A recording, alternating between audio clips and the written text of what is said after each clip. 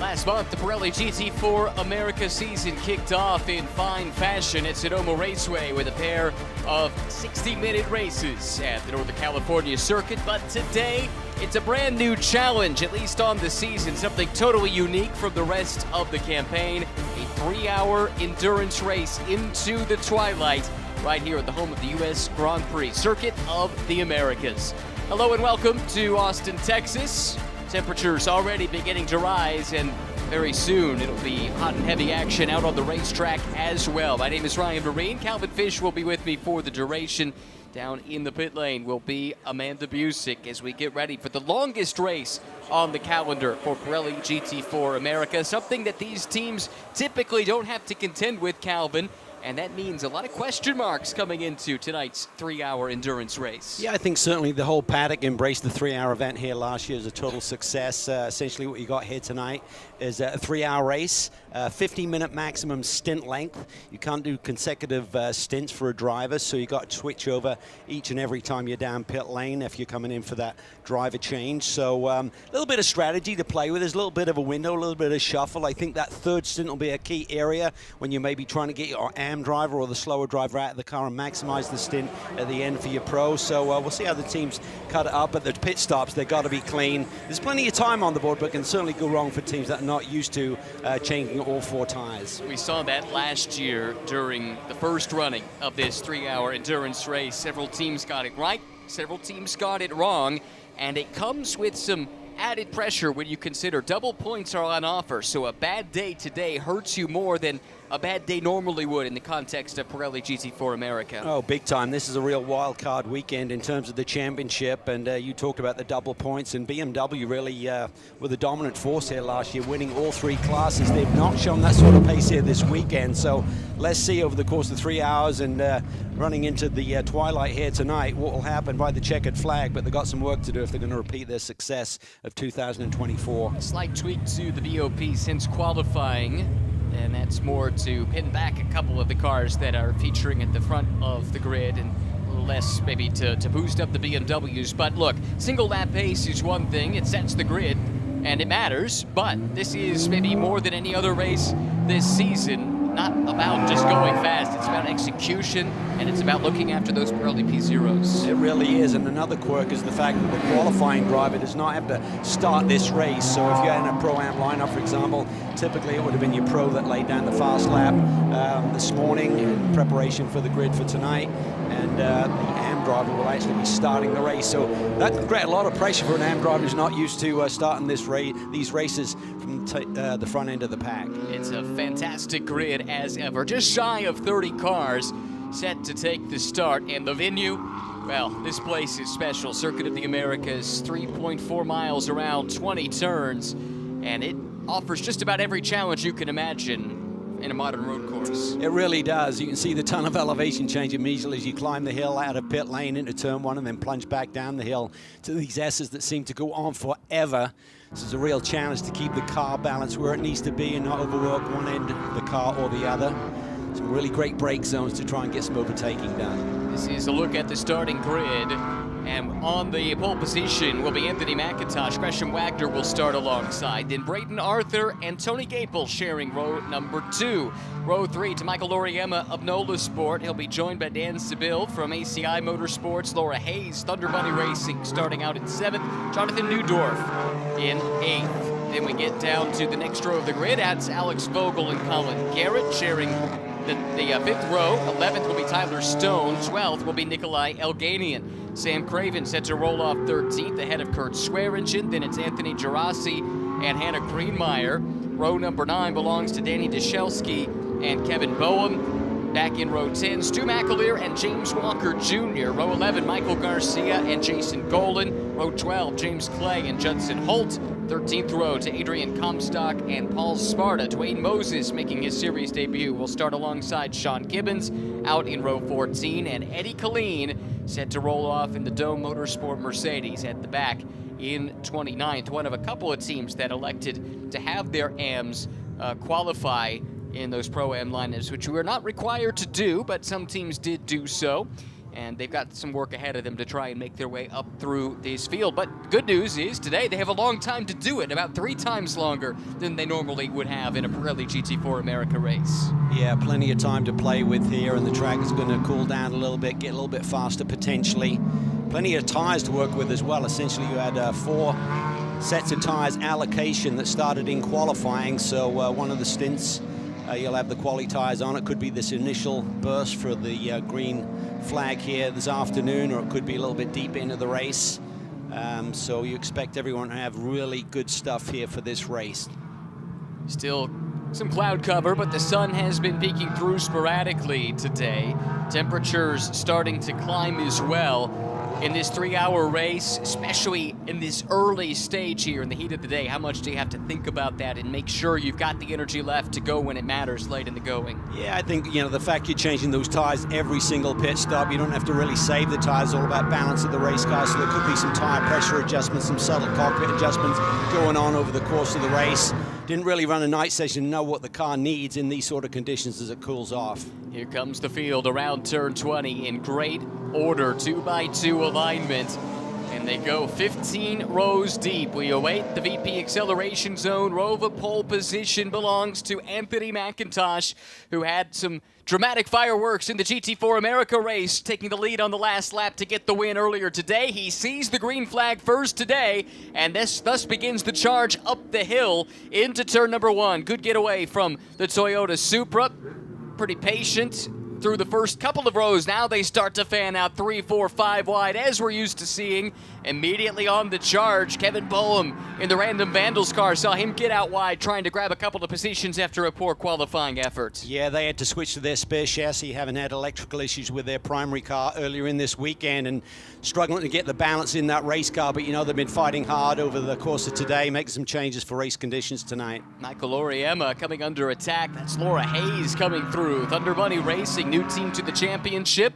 Oriema now getting swallowed up by Jonathan Neudorf as well in a silver class entry. Side by side at the front of the field, Gresham Wagner has wrested the lead away from Anthony McIntosh, and McIntosh's troubles aren't done yet. Here comes Braden Arthur up the inside, and the Aston Martin driver has taken that position away as well. Yeah, the JMF Aston Martin's been really quick here beginning this season. Had a couple of podiums at Sonoma to open their championship charge, but that was pretty dominant move there by Gresham Wagner. He wasn't hanging around. He wants to get to the point and try and establish a bit of a gap as soon as he can. A couple of silver class cars making their way around the driver who is still the Pro-Am leader in McIntosh. Tony Gapel sits just behind. He's second in Pro-Am. How about this gaggle of cars? It's 3 into 1. Somehow, some way, they all emerge on the other side. That was really close. Sam Craven ends up in front of that cluster of cars. That's the orange-nosed and also blue machine out of the Random Vandals stable you see right there.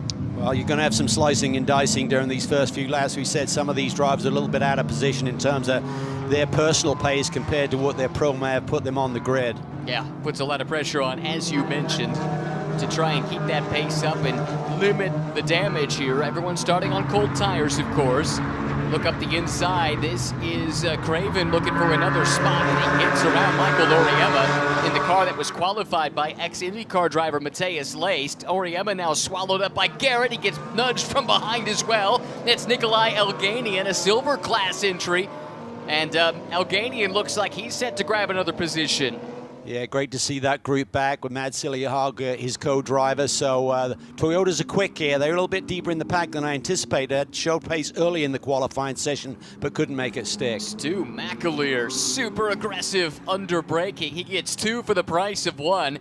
Fantastic for the Fast Track Racing team that is racing here on home soil in the state of Texas. Back a little bit further up in the pack. Single file, that is, I believe, McAleer right there in the blue car, just at the tail end of this train. Colin Garrett looking aggressive here early, took a lunge there up the inside of Craven, but Craven thought, or was able to cover that off, forced the Autotechnic BMW to back off. In fact, Craven's in an Autotechnic sandwich at the moment. He's trying to pass one car and avoid being passed by the other. Yeah, Garrett and Anderson had a win in the opening round of the championship at Sonoma, so they're looking to really bolster their championship charge, but problems here for the 67, is it? I believe this is the Skip Barber Racing the Aston, 07. is it not? Yeah, It's Michael the 07, Garcia, sorry. who had a podium, a couple of podiums actually in TC America, but it looked like a puncture, possibly right rear. Could have been from contact. Been a lot of argy-bargy here in these opening laps, but everyone's just got to think big picture. Long way to go, long race, 3 hours. Don't do anything too aggressive here in the opening laps. Exactly. Damage at this stage would not be vision. Full course yellow is issued, and that is why.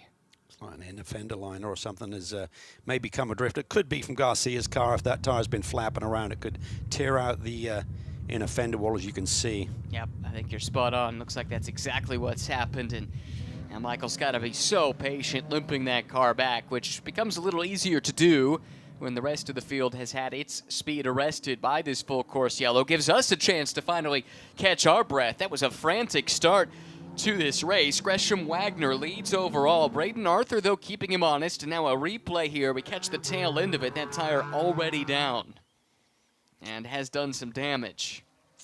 Yeah, it's just like a chainsaw flapping around there underneath the quarter, and you got to be careful you don't tear off any wheel speed sensors and stuff that operate the ABS system. Shame there for Michael, who shares that car with his brother Alex, both of them graduates of the Skip Barber Racing School, 3-day, 2-day, then right into the race program, starting in touring cars.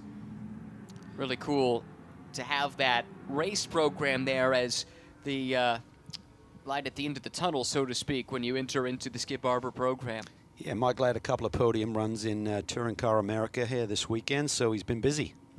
Certainly has. He should know the track and the conditions very well. Much different car, though, as he jumps into the GT4 Aston and out of the Acura touring car that he was racing earlier today.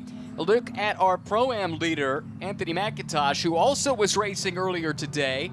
They always say it only takes 2 cars to make a motor race, and although the GT4 field in GT America is slimmer than it's been in years past, he and Max Hewitt put on a show, including a last lap lunge for the lead and ultimately the win that Tony McIntosh took away from Max there on the final lap. Yeah, it was a fantastic battle, so we're looking forward to more of that this season. He has been a revelation as Tony, very busy guy, racing in so many different championships all around the world over the last couple of years, gaining that seat time. Nice thing is he's running the same platform car with that Toyota Supra in both championships, so not only is he getting more seat time, he's getting in basically an identical race machine as well, which just really bolsters the effort for the whole weekend.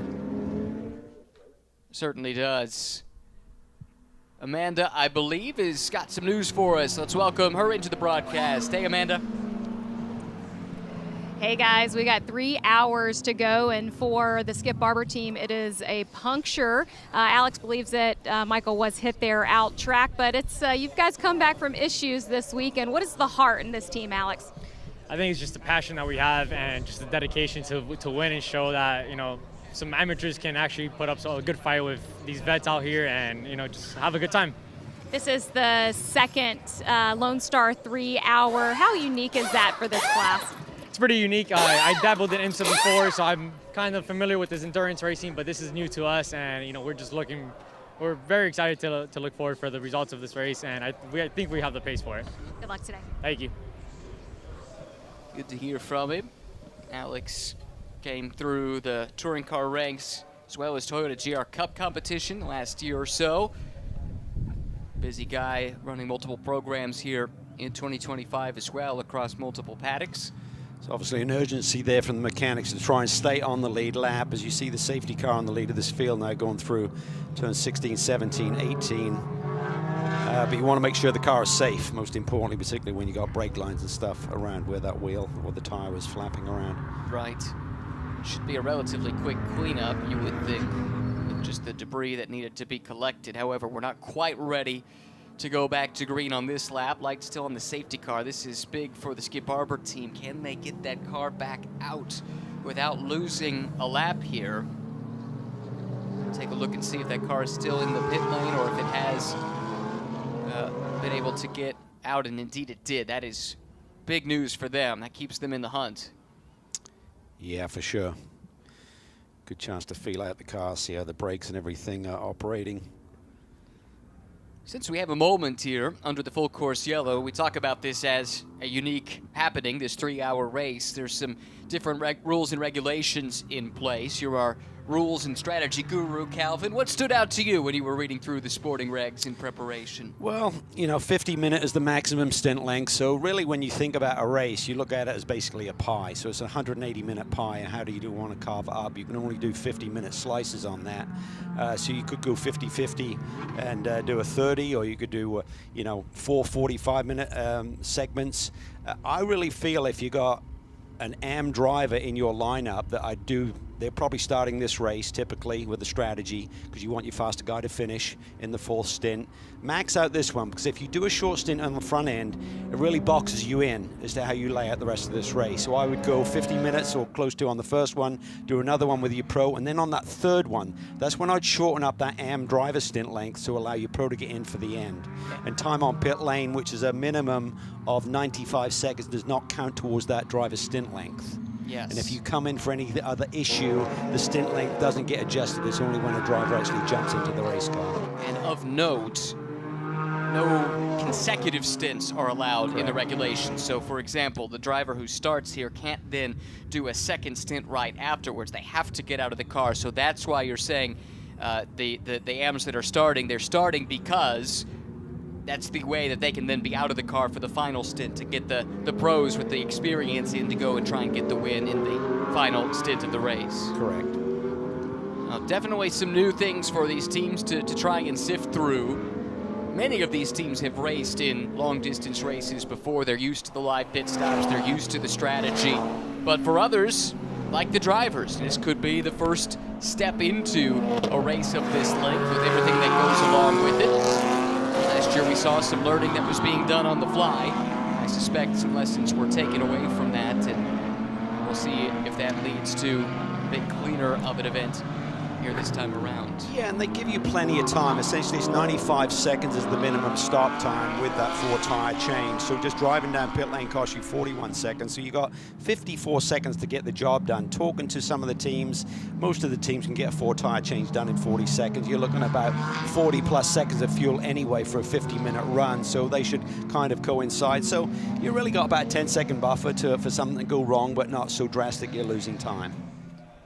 Look there at Michael Cooper. He'll be a happy guy. He qualified that car up towards the front. And Tony Gaples, who's in the Black Dog McLaren right now, still has that car in the top 5 overall. 2nd in class as well. It's sat on the pole here last year with the Nissan. It sounds like someone's had a spin in the background. Pace car was going through.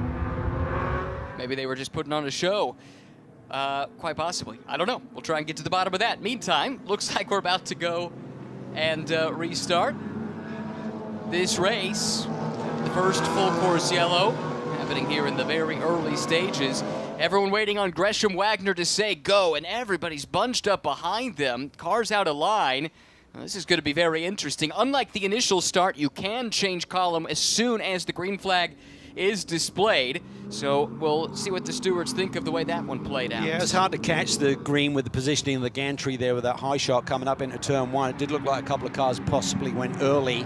Couldn't quite judge it with the flag as from our perspective, but anyway, Gresham Wagner really took control there. Nice jump as you'd expect with his experience. Gaples has them bottled up behind him right now. He's got Jonathan Neudorf nipping at his heels at the moment. Laura Hayes putting in a really good opening stint as well in her green and black Supra. Real key on that pace lap, or kind of the lap behind the safety car. You got to get those tires prepped. You got to get them clean. You got to really work the brake pedal against the gas pedal, maintain some temperature in there. The JMF Aston Martin looking down to the inside there.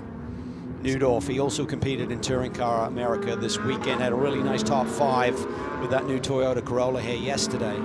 So Colin Garrett going side by side with Sam Craven. Cars in different classes. As you see on screen, some of the big movers. Stu McAleer, we saw him making moves up 9 spots. James Clay, two-time champion in the AM class. He's up 8 spots here in the early going. Here comes Neudorf to the inside of Gaples. This is a silver car on a Pro-Am class car, and Neudorf takes the spot away, but Gaples not ready to give it up quite yet as he tries to fight back, but ultimately has no recourse but to settle back in. Now, Tony's the ultimate hard charge. He doesn't typically qualify. Well, he didn't qualify the car this morning as his teammate Michael Cooper, but nonetheless, he always charges forward when it's race time. He gets the bit between his teeth. Super competitive driver. Generally, if there's a hard charger award to be won, Tony Gaples puts his name on it.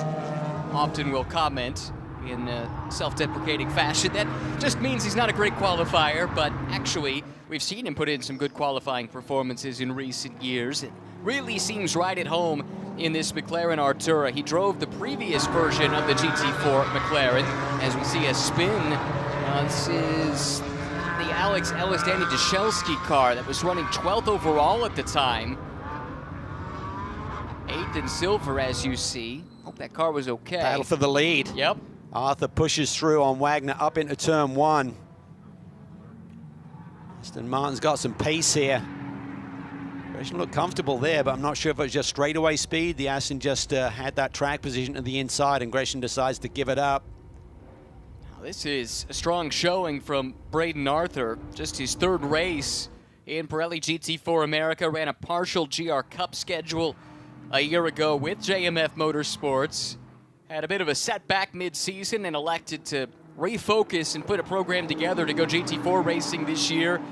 And looking very strong. He's paired up with two-time German GT4 champion Mike David Ortmann. That'll be one to watch. Yeah, it really will, because Ortmann's a flyer, so two-time GT4 champion over in Europe. So he's got a great teammate. To me, it looked like Gresham Wagner's like, you know what, it's early days. I'm not going to fight this one. Typically, you'd be a lot more defensive on the run up the hill there.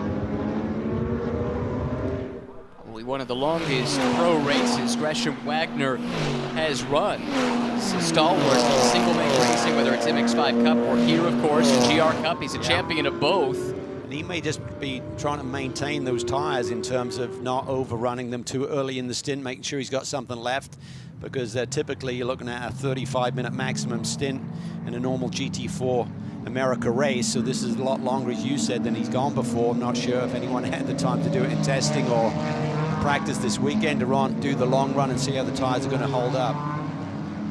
It's the Rafa Racing team, backbone of which is the old Smooch Racing operation based out of North Carolina, but the home, if you will, of the Rafa Racing Club is right here in Austin, Texas. So something of a home race for the team. Really impressive that Tony McIntosh is hanging on with the speed of young Gresham Wagner. This is a great performance by him, and Parker Thompson qualified that car on the pole, so he's got an ace up his sleeve as well in terms of his teammate, Toyota factory driver. Exactly. This is what Tony needs to do, just keep that car in contention. Right now leading in class and extending that lead lap after lap. JMF have got 2 cars in the top 3 in the silver class right now, with Neudorf running 4th overall and 3rd in silver. Yeah. Aston and Toyota locking down the top 5 spots. Then you get to the McLaren of Gaples, then 3 BMWs, which seem to be coming to the fore a bit here in race conditions after struggling somewhat in qualifying. Look in here at the Thunder Bunny Racing team. Laura Hayes currently at the wheel. Alan Patton qualified the car, but Laura's showing really, really good pace here in her stint. Got confirmation, by the way, that that noise we heard was indeed the safety car. Our safety car driver, Mike Stillwagon, let me know. Just wanted to make sure we put on a show. Got to run fast on those restarts, he says. See what, Hayes is really flying. She's laid down the fast lap this race at the moment, 2:16.7. Crazy. He was, I think it would be safe to say, a bit anonymous at Sonoma, which isn't a bad thing for a debuting team. This time they're making some waves in a big way, leading in their AM class, running a solid 5th overall. Really impressive. You look at the company that she's keeping in terms of that fast lap. Yeah. And a lot of slouches out there, even here in the opening stint. Nearly 20 minutes in already. Normally we'd be starting to talk about pit windows and approaching the halfway mark. Not so much today. Sunset, by the way, just after 8 o'clock local time. This race scheduled to end right around 8 o'clock local time, so we'll be running into the twilight. Running lights already active on these cars, and we might need those headlights a bit by the time the checker flag comes out. Fantastic corner sequence through there, that triple apex. We talk about this racetrack, kind of mimicking a lot of the great Grand Prix circuits around the world. That's turn 8 at Istanbul for the Turkish Grand Prix. Plunge down the hill for 19. Really great rhythm to that section. A lot of fun to drive. Yeah, sections of this track modeled after Istanbul Park, like you say, Silverstone, Interlagos, Hockenheim with the stadium section, and then doing the designers using the natural topography here in the rolling hills just outside of Austin as well, and it has created a layout that has been nearly universally praised by, whether you're talking about open wheel stars or sports car racers, even the two-wheel racers, all love coming to Austin. Yeah, when you hear some of the Grand Prix drivers saying it's one of their favorite circuits, that's a huge statement in terms of the, you know, the great circuits they run around the globe. To come here and say this is one of their favorites, I think it really favors high downforce cars like a Formula One machine, but certainly these GT4 cars can pedal it around here as well. As you can see, and they can chew up some of these curbs. That's where you find some lap time. Race control will keep an eye on certain sections of the track to make sure no one is taking any advantage of track limits, but it's a relatively, let's say, fair approach to track limits. Talking to some of these drivers compared to other sanctioning bodies when they come here, and a few drivers have told me they have to almost treat it like a new track, the way that the corners are opened up by the way that track limits are being policed this weekend. Yeah, I think for Brian Till, the race director, it makes him lose sleep because he just hates anyone being out of bounds in any shape or form. So he has to give it up a little bit here at Circuit of the Americas. But as long as they're not a distinct advantage being gained, they're going to let them go play. Watching this battle here, Tony McIntosh, who is also doing a great job. He talks about Laura Hayes, but Tony as well, relatively inexperienced and mixing it up with some high-level performers right here. Coming under pressure, though, at the moment. Jonathan Neudorf is closing in. JMF has prepared a couple of quick Astons, it would appear, here this weekend. His team car is out in front, leading overall. I'd say right now, I mean, it's early days, but I think the body language I'm getting from the drivers is that everyone's just trying to settle into a pace and recognizing that this is an endurance race. It's not a 1 hour sprint where you need that track position because you never know how much green flag running you're going to get. Neudorf got around Hayes, by the way, on that lap, and now sets off in pursuit of McIntosh. Makes quick work of Tony as well, as long as he can keep it neat and tiny on corner exit. Tell you what, McIntosh counterattacking nicely, but the track now down the hill going away from McIntosh. That allows Neudorf to slot in ahead, entering the single file section of the track here through the S's. It's fun to see how everyone approaches it slightly different. Everyone's got their own version of events, the best way to get around this race circuit, which curbs to use, which ones to miss. Big wide radiuses versus kind of diving in and using the ABS to get to the apex. But the great thing about it is there's so many opportunities to make a move if you want to be brave, but you can still go side by side and try and survive the exit with the other driver if you give each other a little bit of racing room. A couple things to cover off. Full course yellow also, so now 3 things to cover off. We go yellow for the second time. Not sure what the cause is just yet. Did see a penalty issued as well. I think it was at 77. I'll get confirmation of that in just a moment. Try to. And then, I can't remember what the third thing I was going to say was, quite frankly. Anyway, full course yellow.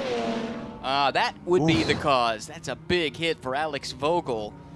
And the P1 group entry that is operated by OMS, Orlando Motorsports Services. Yikes. Hope all is well. Looked like the tire barrier was there to help absorb some of that impact, but that is not what you want to see. Tell you what this does create, I talked about shortening one stint. I mean, dependent on the length of this yellow, you really got to get about to 2 hours, 33 minutes to go. And then you could do actually your first driver change, and you'd still be good for 2 more stops after that. So we'll wait and see if anyone plays with that. Obviously, you're then really boxed in. You got to do maximum stints, and if there's yellows, it's not always going to be ideal for you, but there may be someone roll the dice on that. We'll keep an eye out and see if anyone makes that pit call when the opportunity arises. And Amanda will be keeping an eye on that for us. She's also got an update for us. So what are you hearing, Amanda? Hey guys, I just happened to be down by Random Vandals Racing when that full course yellow came out, and every single second driver jumped off of the pit box and put their helmet on. All of the drivers are ready. It is about to be a very busy pit lane down here, so I think there's a lot of drivers taking that, Calvin. Just with, sorry to jump in, but just with where this yellow falls, I think you're maybe willing to throw your initial strategy out the window, right, to take advantage of a pit stop under yellow. Absolutely, because it's a long pit lane here, so to do it under yellow and basically get the stack up and have the compression of the field versus doing it under green, you can lose a lot of time with that minimum stop time of 95 seconds. Really interesting. And you That's said the best part of 3/4 of a lap around here. Yeah. If you do it under green. You said at 2:33 or thereabouts to go? Yeah, because if you think about it, if you do 3 times 50, okay, that's 150 minutes. And then your time on pit lane doesn't count, so that's 95 seconds. Call it a minute and a half, so you got 4.5 minutes there. So that makes 154.5, and if you take that away from 180, that leaves you 26.5 minutes into this race, which we're getting to here pretty quickly. There you go, folks. Calvin did the math, so you don't have to. There is dejected Alex Vogel walking away under his own power. Our excellent medical staff is there, attending to him as well. And that will not be a pleasant trudge to the safety vehicle. And he'll be checked out here by the staff, medical staff. But the best news, I suppose, is that Alex appears to be relatively all right, walking away under his own power. But the cleanup will be a significant one, I suspect. We get the word that race control has opened the pits. Yeah, you needed to eat about another minute on that clock before you can come in and just do a minimum stop time. You have the option, of course, of just sitting still and waiting. That's what I was about to ask. You can play with that a little bit. I think, but it might work out quite well with the positioning of the cars on the track, and pits are open, but no one's quite there yet. Yeah. It's going to work out and time out pretty much on the number, I would think, about 30 seconds away. And then, assuming everyone does take the opportunity, which we anticipate they most There'll would. be someone who doesn't guarantee you that, but there might be a bundle of cars to. But we're hearing from Amanda in terms of everyone who's prepped. Well, that's a bit. If a bundle of cars do it, they are then locked in pretty much the rest of the way without making an additional stop. And that flexibility goes out the window with the timing of this yellow. I think even if there is the situation where you have to sit for a little bit longer just to make sure you get it right. I think they're good right now. Okay. Well, I think So you what do we're it saying anyway. At this point, 3 stops to the checkered flag, maximum 50-minute stints. That would work out to about the 3-hour mark, coincidentally. So the timing of this makes that strategy and that call possible. We'll see who elects to come in, who elects to stay out. Quite a few are staying out. And the Vandals calls Kevin Boehm in. They also called the sister car of Sam Craven in. And no one else seems willing to take this opportunity. Thoughts? I think if you're on the back foot a little bit, if you've got a car that's super competitive and you think you can go out and win this race, then maybe stick to your original game plan. But I think if you're on the back foot a little bit, we talked about the Random Vandals, the Kevin Boehm, Kenton Cook car, been on the back foot a little bit, running that spare car. Why not? Why not? You can always adjust, you know, in terms of making an additional stop. There's no limit on how many stops you do. It's just a maximum stint length. It has to be 50 minutes. Well, Random Vandals thinks this is the play because they have not split their strategy. They brought all 3 cars in, and they're going to go ahead and do the tire change here, as well as the refueling and the driver changes, which are required. Looks to me that maybe Kevin Bowen parked a bit away from the pit wall, and it was a big stretch to get that fuel hose out to the car. They were really struggling to get that engaged. And I hope then that they get all the fuel in that they need. Other advantage you have is the fact that no one else came. Yeah. Although they're boxed closely together, I was Yeah. going to say you got plenty of room to work with, even though the 13 cars are line astern. It gets crazy on pit lane as well, so it should be a cleaner start. There's no panic as well, do you know what I mean? It's not like with green flag racing. There's plenty of time here to get this done. Maybe the lugs fell off the wheel there on the right rear. Saw the tire changer shaking his head to manually pick the lug up off the pavement and stick it back on. Yeah, they're still waiting though, so that to me is an indicator that there's plenty of time to have a little snafu and still not be underneath that minimum stop time. It is a long stop for the Kevin Bowen Kit and Cook car, and I wonder if that had to do with that fuel hose being stretched out the way that it was. That's a great point. It doesn't really affect anything because they're still going to roll right with their sister cars. Might cost them one car in terms of track position. And hey, if you're going to make that mistake, this Do it was the now. situation in which to do it. And yeah, with 2 hours, 30 minutes left, they're locked in, but they can do this in 2 more stops. Let's see what happens now if anyone is rethinking that decision. If you Well, they may be scratching their head, why did they do that? And then the light bulb may go on. Right. So, you know, really depends how quickly they're going to go back to green flag racing here. They need to get that announcement from race control to you don't want to dive in now and it goes back to green. Yeah, that's a good point. Of course, the Random Vandals cars will have to hustle as well to catch up at the back of the pack. Now, I don't know, I haven't seen a look at the cleanup in a bit, but my suspicion is that this is not a minute's work. Yeah. And we might have a little more time behind the safety car. From, how about that, from my mouth to God's ears. Or to Mike Scott's ears, as the case may be. It's the same. Yeah, in our business it certainly is. Look at this. A number of cars did see what Random Vandals did. Still not everybody going for it, but a good chunk now will follow them through. And for acting first, the Vandals, their 3 cars are going to jump everyone who's coming into the pits now. Yeah. So that exactly. was a strategic masterclass, Yeah. it would appear, just assuming it all plays out in the end. But I think they stole a march on several teams. Yeah, so these cars are going to have about, what, I think a safety car lap here is about 4 minutes, so they're going to have about a 4-minute bigger window to work with, but the 2 JMF cars get messed up here trying to get their pit box together. And these are front-running cars, too. This is potentially really bad news. I don't know if this is permitted to do the pit stop not in your box. It's going to be a tough one to call. I don't think you are. And they're just doing the driver change at the moment, it looks like. But that's going to cost them tons of track position relative to these that have come in.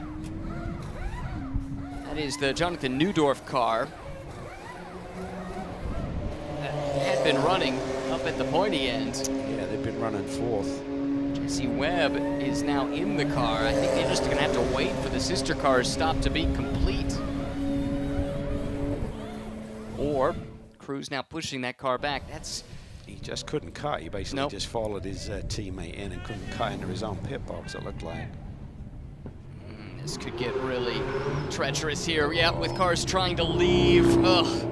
That cost the Heart of Racing car at exit. Might have cost them a position. I think that's going to make the steward's room sweat. Yes. I think the better play would have been just to wait, take your medicine. But at any rate, we'll see how that gets handled by the race director. Should note, Wagner, McIntosh, and Hayes stayed out. Well, really, as you can see on the screen, anyone with a 0 in the pit stop column has stayed out. So the top 15 cars have not taken this opportunity under yellow. Random Vandals was the first to do it with their 3 cars, and then roughly half of the field, or a third of the field, followed their lead. And so what this does then is it sets up 2 opposing strategies for the rest of the race. And we'll see how they converge as we get closer to the finish. Down to Amanda, who can keep us updated from the pit lane. Yeah, I did want to update on those random vandal stops. You said saw the issue for the 97. Well, it was a bit chaotic down here. I was talking to Kevin Boehm. They had not practiced one of those stops with all 3 cars here on pit lane. As he was trying to come in front of the 94 sister car, he actually nicked the tire a mechanic was holding, as well as maybe nicked the mechanic as well, but everyone is fine down here. It did knock off the window of that BMW for Kevin Boehm and Kenton Cook. But as you saw as well, they were parked a bit away from the hose. It did take longer for that fuel to get in. So the team said almost everything was wrong on that stop for the reigning champs. And you gotta hope that there's not a penalty coming for hitting either the equipment or perhaps the mechanic, depending on what ended up happening there. Typically, though, there is a sanction associated with that. You can see that side view mirror there askew. That's not going to be ideal. If you're in the thick of a battle, maybe the mechanic can try and push it back in the position without it snapping off when they do a subsequent pit stop later in this race. Now, another tranche of cars. The message has finally gone down up and down pit lane, I think. Yeah. And plus, it opens up their window a little bit further by stopping later. But you're losing a ton of track position by waiting and doing it a lap or 2 later than everyone else. Exactly I think if you're going to make the call, do it immediately like Randall Vandals did, and you're going to reap the benefit in gaining the most track position. Tony Gable's about to climb out after his first hit. Michael Cooper set to get in.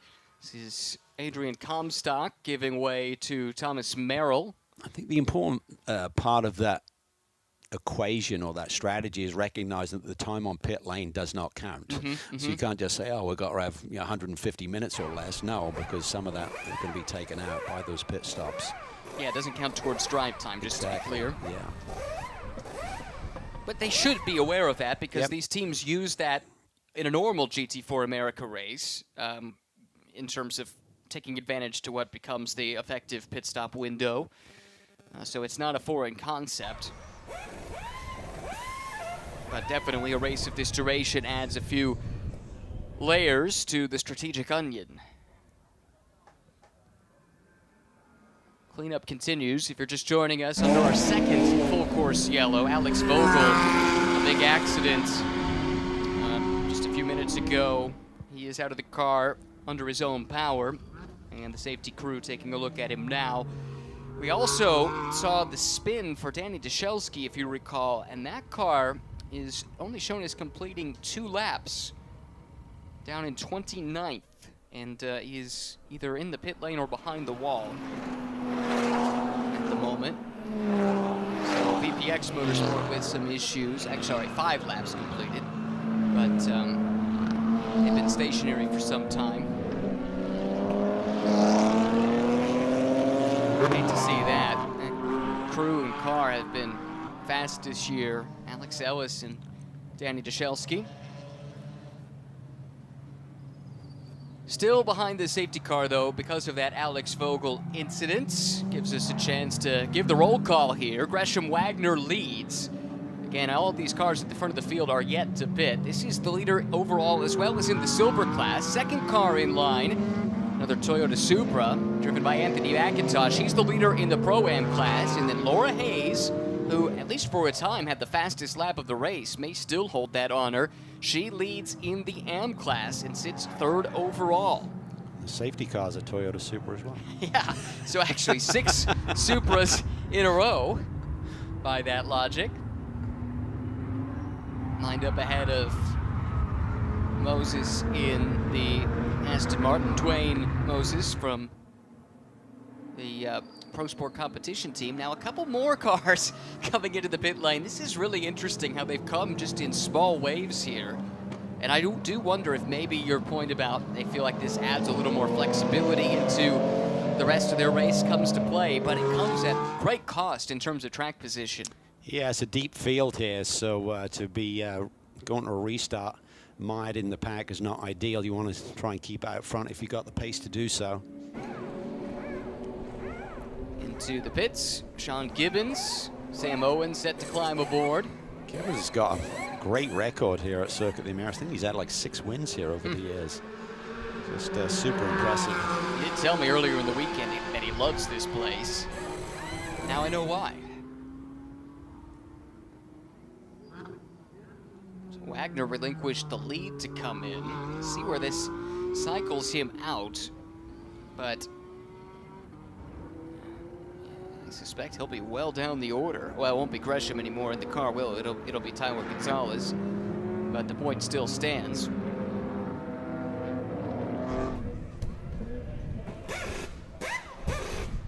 Here at the Dome Motorsport car, I believe. No, I'm gotta correct myself. That's not right. That would have been Mark Austin getting aboard the Lone Star car, replacing Brady Golan. Good to have Lone Star back in the fold in what you might rightly assume is their home race, Lone Star Racing from right here in Texas. Yeah, they're a great team. I have a lot of respect for that whole group there. AJ Peterson has just put together some great performances over the years at the GT3 level. Tends to be the default kind of home team for Mercedes when they come and run the Indy 8 Hour. Won that race 3 years ago, was it, I think? That sounds right. But, and they were super strong last year too. Remember, Alex Below got drafted into that car for the 8 Hour, was and he was impressive. Yeah, Boy, what a talent. Qualified on the front row, if memory serves. That's right.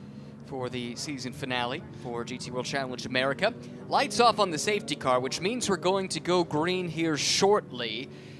How much did waiting that long cost the erstwhile race leaders? Well, Tyler Gonzalez is now in the car, and it's shown all the way back down in 20 seconds. So yeah, and they're also got to play catch-up here. Yep. I mean, they might just get to the tail end of the field by the time we go green here. So doing it that late certainly had some consequences. this leaves us with 6 cars, I believe. Yeah, 6 cars that are yet to pit. So they're on a strategy all their own, top 6. Let's remember that, file that away. Could be significant in the future. Is it 6 or is it 5? Must be 5.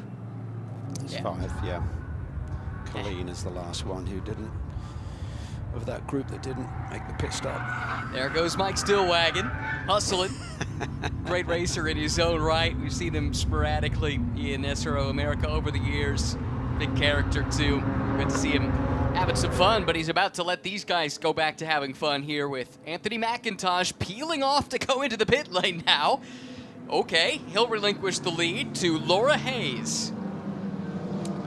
Well, we'll talk through that in just a second. We got a restart coming, and I suspect this is about to get really interesting with Laura Hayes leading in AM, leading overall, coming to the green flag. Just 4 cars did not pit at one point or another under that full course yellow. Hayes leads them, and look at this field now coming up the hill into 1.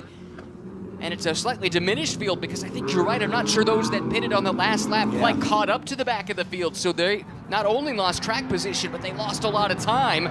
Oh, a lot to sift through here in the final 2 hours and 18 minutes of this one. But Hayes trying to keep Nikolai Elganian behind. Look at them fan out through the S's 3 wide. That rarely works out well. They're down to 2 wide, so the odds improve, but that was only temporary because it's back to 3 wide once again. You got the pros out there now. They're going to be right up on the wheel for sure, but I don't understand the strategy there for McIntosh by pitting at that moment. He's basically going to lose 3/4 of a lap with a minimum stop time. Drive-through penalty, hitting equipment in the pit lane. Good reporting from Amanda. Yeah. That is what she talked about with Kevin Bowen coming in and clipping the equipment from the sister car. We assume that the officials on pit lane saw it versus listening to our broadcast. Otherwise, Kevin Bowen let the cat out of the bag by telling Amanda that. And that will discover what had been a really good strategy play for them. As expected, servicing the car outside the box. That's Jonathan Newdorf. He'll get a drive-through penalty as well. Saw that happen in the second round, if you will, of pit stops under that yellow. Those is there having a good run in the 007. He is. Long-time club-level competitor, Porsche Club, as well as WRL in recent years. Another penalty handed down. This is a stop and go. This goes to car 33 for speeding in the pit lane. Car 33, that's Tony Gables and Michael Cooper. They were running top 5 prior to this most recent full course yellow. Here's that McLaren at the back of this train. And And Michael Cooper will have to make that call to the pit lane. Yeah, it can obviously be the driver coming in or the one leaving, so I'm not sure whose fault it was, but either way, Michael's got to serve it for that car. Also, just relating to any track limit violations, that's per car, not per driver, by the way, so those get added up for the car, not the individual driver. Battle for position coming into turn 1. This is Josh Green, now aboard the number 94. He's been really impressive so far this young season. He got to the inside there of, there's a car now a lap down. That's the car that had the issue that brought out the first yellow, Garcia's Garcia. car. Yeah, talking about Josh Green, I mean, Paul Sparta, who obviously owns and operates the Random Vandals team, is just so high on this young man, just said he is the real deal. I mean, when he compares his data, even with Kenton Cooks, he said, boy, the kid is fast. Really a young star of the future. Garcia did drop a lap somehow with those repairs, but yes, you're right. Green looked like he might be destined for open wheel stardom, just ran out of resources, ran out of opportunities there, but has been thrown a lifeline in motorsports in GT4 racing, joining this team midway through the season last year. Looks to be a star of the future, if not the present, in GT4 style racing. Right now running up in 4th overall, leading in Pro-Am, keeping an ex-IndyCar driver behind him in Matthias Laced. Yeah, there are some really fast drivers in this GT4 field. We see it event in, event out in terms of the battles and the performances they can put on. And right now you should have some of those really quick guys and girls behind the wheel. Field being led by Laura Hayes still in the AM class. What a performance. Yes. Still has the fast lap of any of the classes. Just checking it out, a 16 flat.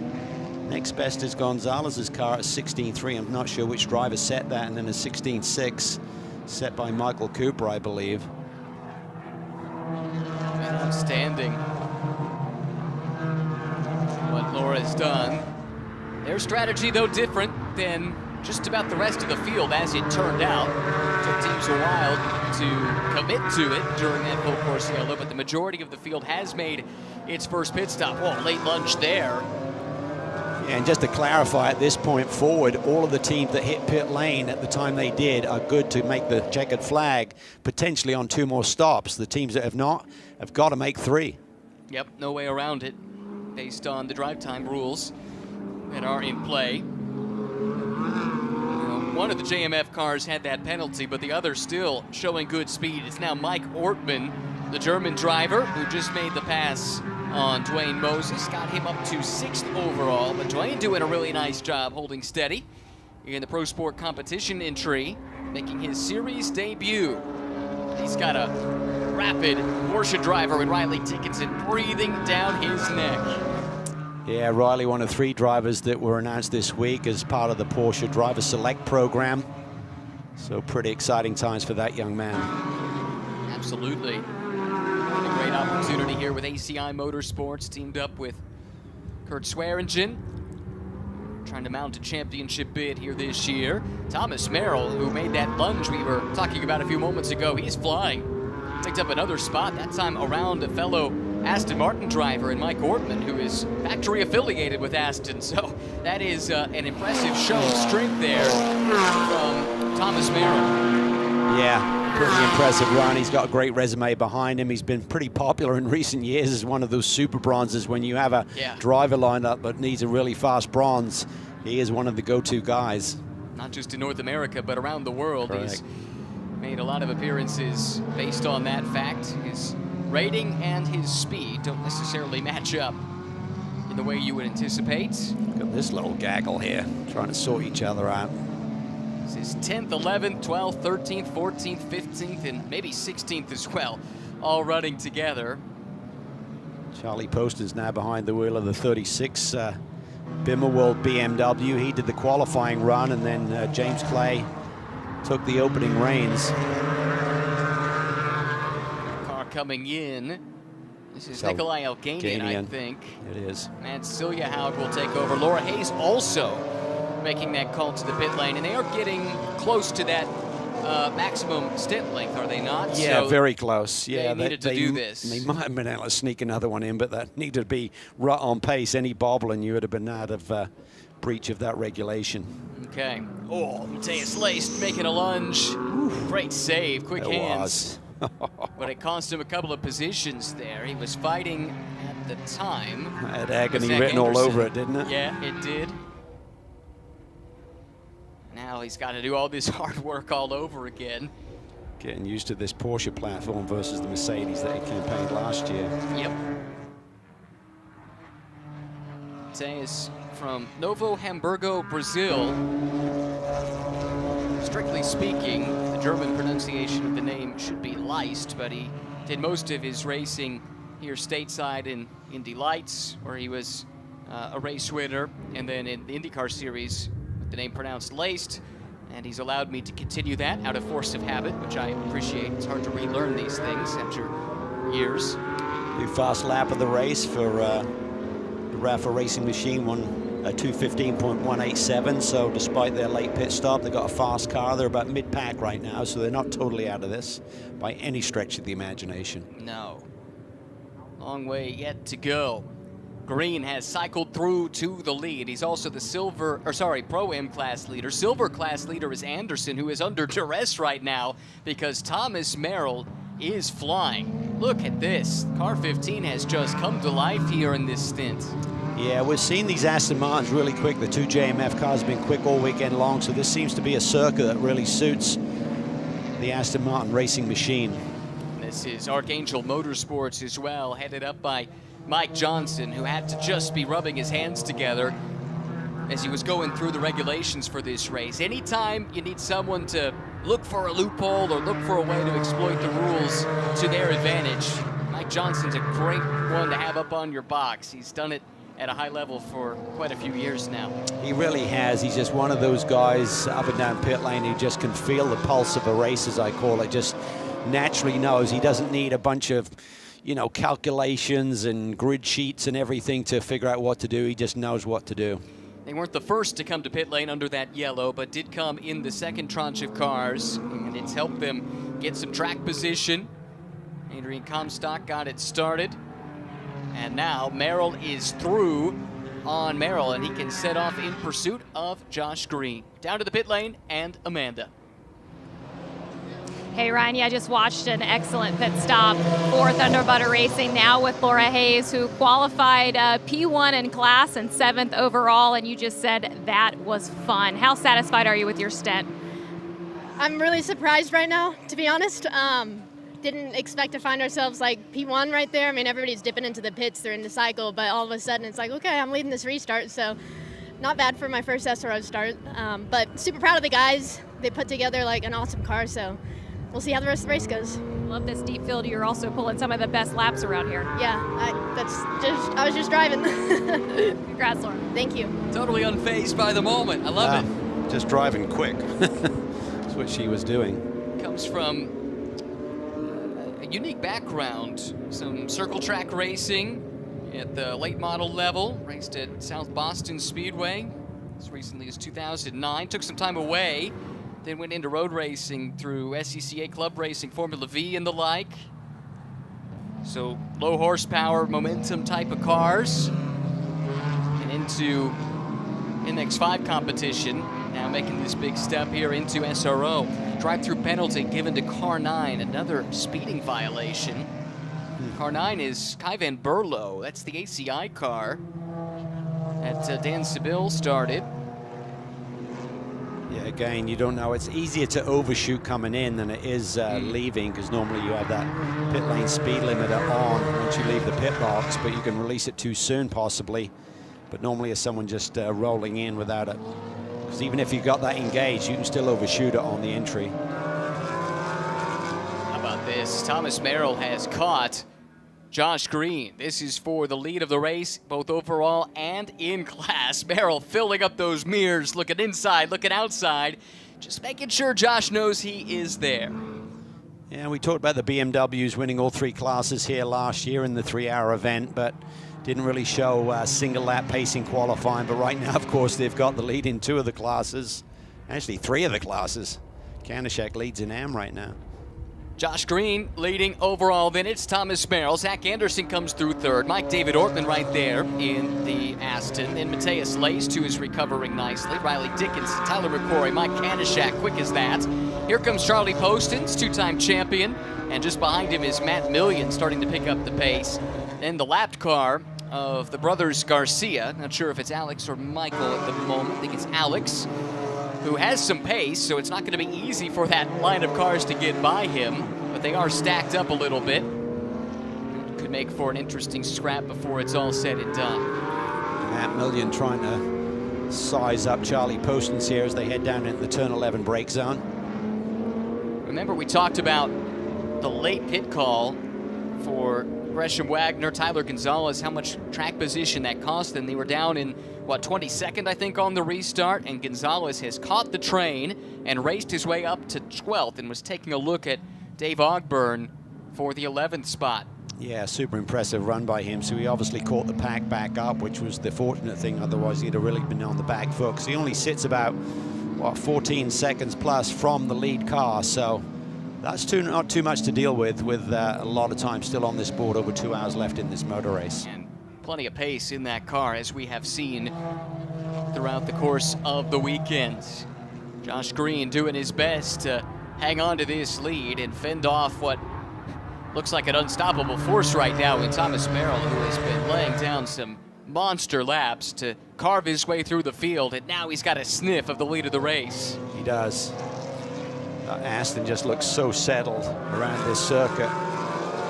Goes to the inside. I ain't sure if he's, yes, he does have him to his flank here, so he should easily make this move up into turn 1. Just looks easy for this Aston Martin, and Merrill's doing a great job behind the wheel.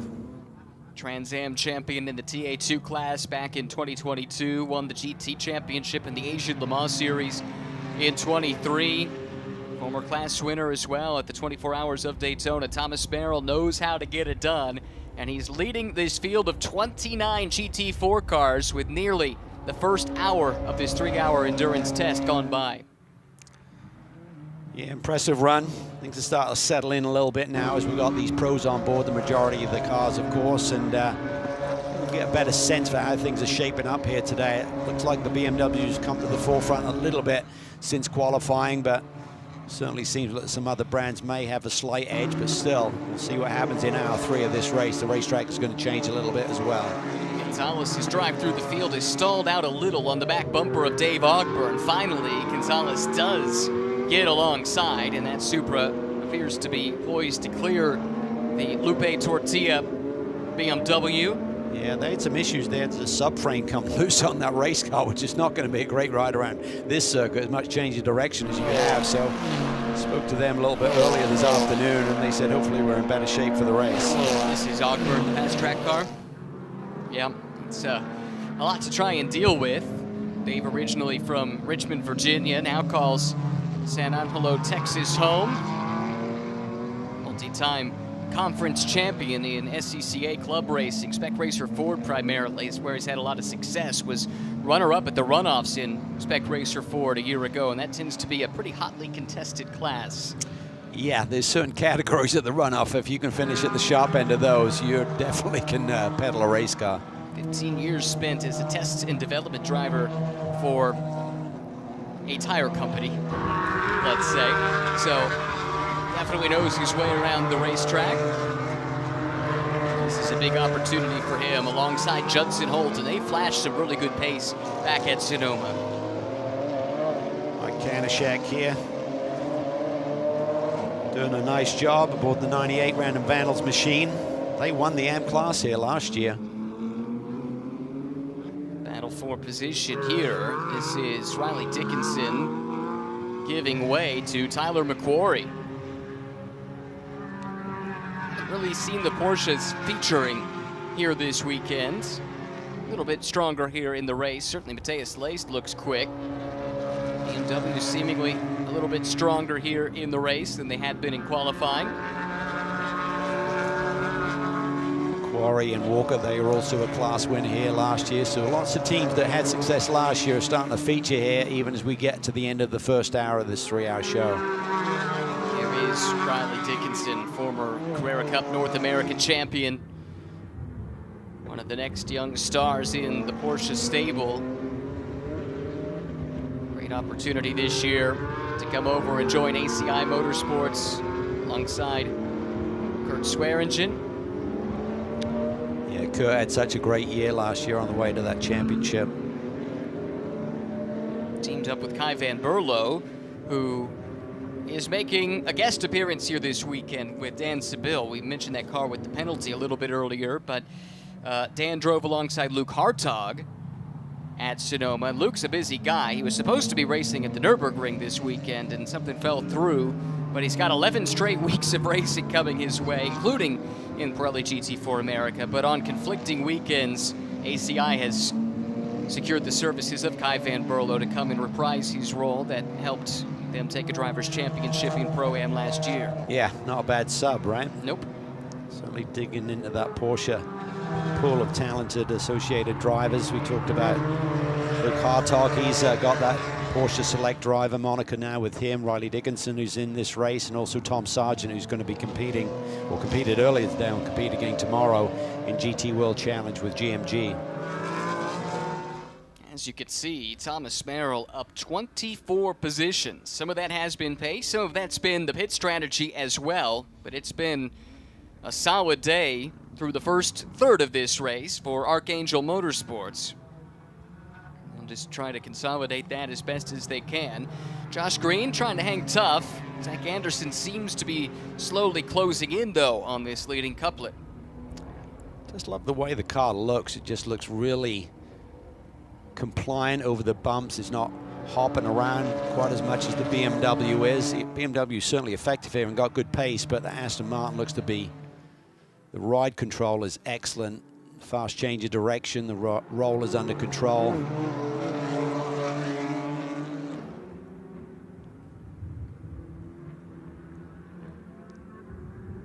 Past the hour mark now here at Circuit of the Americas, running into the twilight. Oh, this is going to get tight there at the exit. Yikes. Agricultural moment for the Auto Technic car, I think. Yeah, I'm not sure who that was. That was Matt Millian getting around Dwayne Moses. Excuse me, that's now Tim Savage in that car. It's Gonzalez down to the inside. Charlie Poston's in the frame there as well. Just trying to coexist, not get involved. They just need a clean race. He and James Clay, both races at Sonoma at Argy Bargy, and the two-time champions, they had a similar fate last year. I think they had 3 victories, but just couldn't get points on a regular basis. Yeah, the highs were really high, but there were too many lows sprinkled into the season after 2 near-perfect championship campaigns to take the AM title in back-to-back years. It was star-crossed pretty much from the word go last season. But they're back at it again, looking to take their 3rd title in 4 years if they can put it all together. Sounds better when you say it like that. Haven't had a tough year and a tough start to year 4 of that, but I like the way you're thinking. I'm sure they do as well. Well, even last year, as disappointing as it was in many instances, they still kind of had to sheepishly shrug it away when asked about it, because all things considered, the 2 years before were, I mean, if they needed fortune to fall their way, it did. Last year, it just wasn't their year, and they have to realize that you can't expect to have everything fall into place the way that it did those 2 years, each and every year. Well, that was late. Yep. This is the recovery here after the penalty. This car, started by Kevin Boehm, had the long stop, which actually didn't hurt them that much because only 3 cars pitted on that lap, but also they had the drive-through penalty for hitting pit equipment. Yeah, and that cost you about 30 seconds delta to the rest of the field. 41 second of transition pit lane, but obviously other cars have got to eat up the same amount of racetrack, albeit at full speed. Made his way around the Canadian Jesse Webb, teammate to Mike Ortman, who runs 4th overall. That car also delayed by a penalty, let's not forget. Josh Green is not letting Merrill get away. It looked like that was easy pickings for Thomas Merrill, but Josh Green is hanging tough and hanging right with him in that BMW. Sure is. Behind them, I think Matthias Leist is about to have a problem. in the form of Tyler McQuarrie, who has run him down. And Laced was exploring the limits of Circuit of the Americas, and I think went at least 2 wheels, if not 4 off just a few quarters ago, kicking up some dust as he tries to extract a little pace out of a recalcitrant Porsche Cayman. There is the battle I was mentioning. Laced in the NOLA Sport Porsche, McQuarrie behind him in the Bimmer World BMW. Yeah, this would be the home race for James Walker Jr., who shares this car with Tyler McQuarrie. Had a good start to the year. 2nd in race 1, 4th in race 2 at Sonoma. So they sit just 3 points out of the championship lead coming in. That's held by Josh Green and Sam Craven.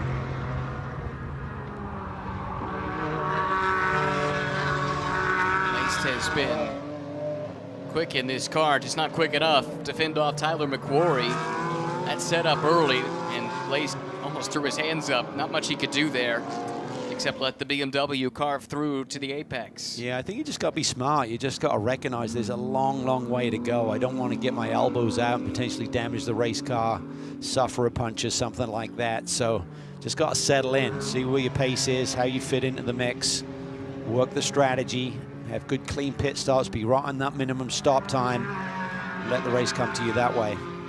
Laced is a former British Formula 3 champ back in 2016. Raced against the likes of Lando Norris and Colton Herta that year. Admittedly, they weren't running full seasons, but still giving you some idea of the competition. Won 4 races before coming stateside, finished 4th in Indy Lights, as it was then known, in 2017. Then a couple of frustrating years with AJ Foyt Racing in the IndyCar series that looked like it left his career on life support. We really didn't hear much about Matheus Laced outside of a handful of prototype starts in 2020. Absolutely nothing on the resume from 2021 through 2023 until he turned up last year, and he and Michael Oriema together were able to make a run to 4th in GT4 America Pro-Am, winning a couple of races. I think those races that he won, including one at Sonoma, that was maybe the first win he had had since Indy Lights in 2017. So it was a long dry spell. Yeah. Well, when you climb up the tree, the wins don't come as regularly, right? And when you're running at IndyCar level, that certainly wasn't happening for him. You talked about the frustration that he had when he had the opportunity there, and then you're kind of trying to find the right fit. Where do I get back into the racing game? It's not easy, and sometimes you find you have to come down several rungs on the ladder to find a fit and then get back to victory lane and potentially re-establish your career, maybe albeit in a different format. Checking in on 52. This is the leader in silver, Zach Anderson. David Ortman runs 2nd in class, not too far adrift. It's the Aston just at the back of the picture here as the top 3 come through the shot at the top of turn 1. This is Ortman. Elevation climb up there. You suffered it on foot when you went for a run the other night, but it's immense. Because 11, 12 degrees gradient there. 11, yeah. And you got 135 feet almost of elevation change around the whole circuit. I think the lowest point is maybe over in turn 11. Definitely adds to the character of the place. There aren't many corners here that are straightforward in the way that you approach them, whether it's the camber or the elevation change. Blind entries in some places as well with some of the grandstands and other infrastructure, plus the elevation. M-Class has fallen the way of random vandals, and the key to this, Calvin, was this team took all 3 of its cars and pitted at the first opportunity. They were the first to come to pit lane. Everyone else, when they trickled into the pits during that yellow, lost track position when they did so, and now even the cars that stayed out have pitted. So that has put this car 98 up to 9th overall, but leading within their class. Yeah, I mean, I like the call. I think it was certainly there for the taking. They're the only team that elected to do it, and others seem to follow suit on subsequent laps. The one faux pas they had was the fact that Kevin Boehm couldn't get into his pit box by all 3 team cars pitting right together there, the only cars on pit lane. kind of an irony in that you got a quiet pit lane and you still managed to clip something. I know. But everyone was all bunched together because it was all 3 team cars pitting simultaneously, and that did add a degree of difficulty to the whole operation. We're watching Mike Kanishak, this car that Paul Sparta started. Of course, Paul's the team principal. Kanishak, the 2023 NASA, that's the National Autosport Association, national champion in Spec E46, which is usually a pretty hotly contested class. Won that championship at the pit race facility located just outside of Pittsburgh, Pennsylvania. Yeah, Paul Sparta really feels he's going to be a great teammate for him to chase after that AM championship this year. Paul didn't finish off the year last year after an incident at Road America. Left him injured and had to wait till the off-season to get back behind the wheel, but he's bagging 100% and looking for this Random Vandals team to win multiple championships this year. They really had a flying start to the 2025 season. And that injury to Paul opened up the chance for Kanishak to jump in for, as it turned out, 3 races. There was one that they couldn't start for one reason or another. Finished on the podium in 2 of them and very nearly delivered the AM-Class championship to the full-season driver in that car, Chris Wilson. They had heartbreak on that final day of the year in Indianapolis, where a couple of things slipped through the fingertips of the Random Vandals team on that Sunday. They're back, regrouped. 3-car armada here in Pirelli GT4 America this year, as well as 2 cars in GT World Challenge America. Looks like whatever issues that they had with that 188 machine, Lupe Tortilla, local restaurants here in Austin, they seem to sort out because that car is flying right now. Leader on the opposite strategy, basically, of the rest of the field. This is one of the cars that pitted under green following the restart. Spent some time leading the race as a consequence of that strategy, although it's worth noting Laura Hayes was running in the top 5 on pure pace in the opening stint. So one thing they do have in their favor here, Cal, they're not in any traffic, they're not in a fight, and so Alan Patton will be trying to turn quick laps, if at all possible, and we'll just have to see where yellows fall, if yellows fall. Maybe this comes back their way. Yeah, they're on the lead lap, but you know they're about a minute behind the leaders. Not quite, probably about 40 seconds back of the M-Class leader, but as you say, got clean air, got a fast race car. That's the most important thing. You know, whatever decisions you make, you can only fight back if you got a fast race car. Now we know they do. That was readily apparent. Getting a report of a car with some overheating issues, thanks to Amanda for tracking this down. This was the number 28 Pro-Am entry from Fast Track Racing. We saw Stu McAleer making moves early in the going, but evidently dealing with some misfortune due to the heat. Keep an eye on that story as it develops. Back to the front of the field where Zach Anderson leads in the silver class. Not making too many inroads on Josh Green. Josh's pace has been good. Really good. Yeah, he's about 3/10 quicker on that last lap than Zach, so it's going to extend that gap that he currently has. And he's hanging tough with Thomas Merrill. I mean, the ease that Thomas Merrill just rode on by, I thought, well, he's just going to disappear in the distance. And that has not been the case. But Josh Green has really been able to pace himself off the Aston Martin. Let's see what happens as we get a little deeper into this run. I mean, these tires typically go 60 minutes. There's no tire changes on a normal classification or configuration of the race that we normally run. 60 minutes, 2 drivers, same set of tires, so certainly 60 minutes is not a huge challenge. However, you are allowed to make a tire pressure adjustment, at least when you make that stop about the halfway point in the race. So I think that's the biggest thing, just making sure you don't balloon the tire pressures too much with a 50-minute solid stint here. Again, watching this comeback drive from Tyler Gonzalez, they pitted at the tail end of the second full course yellow, which we talked about at the time cost them quite a bit of track position. They had to hustle just to catch the tail of the field again prior to the restart. Gresham Wagner started this car and was running in the top 5. early in the going. And now Tyler Gonzalez has done a really good job to crack the top 10 again. There is pace aplenty aboard that entry from the Rafa Racing team, and he is breathing down the neck of Riley Dickinson, who's a front runner in Pro-Am. Yeah, I mean, you would assume that he'll probably get to the lead, because if everyone stays out there and tries to maximize their stint length now, he can go 3 laps longer than, for example, the Random Vandals machine that pitted at that first opportunity. Saw a car leaving the pits, but that's the Michael Garcia, Alex Garcia brother mobile from Skip Barber Racing that brought out the first yellow with a puncture, brought on, we believe, by contact. They're down the order and off sequence with the rest of the front runners, but Amanda letting us know several drivers are limbering up, getting their equipment prepared.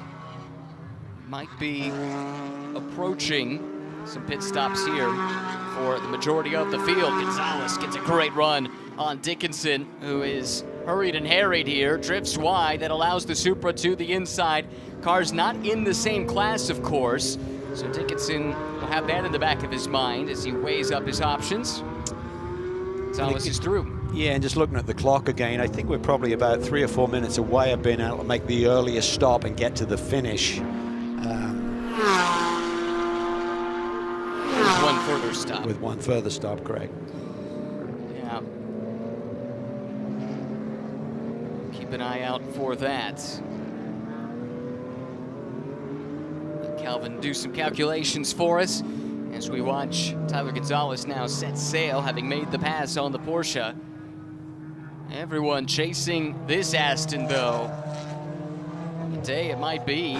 Still a long way to go, of course, but for this Archangel team, saw a glimpse there of a couple of drivers suited and booted, ready to jump aboard. And Merrill took the lead from Josh Green relatively early in this stint.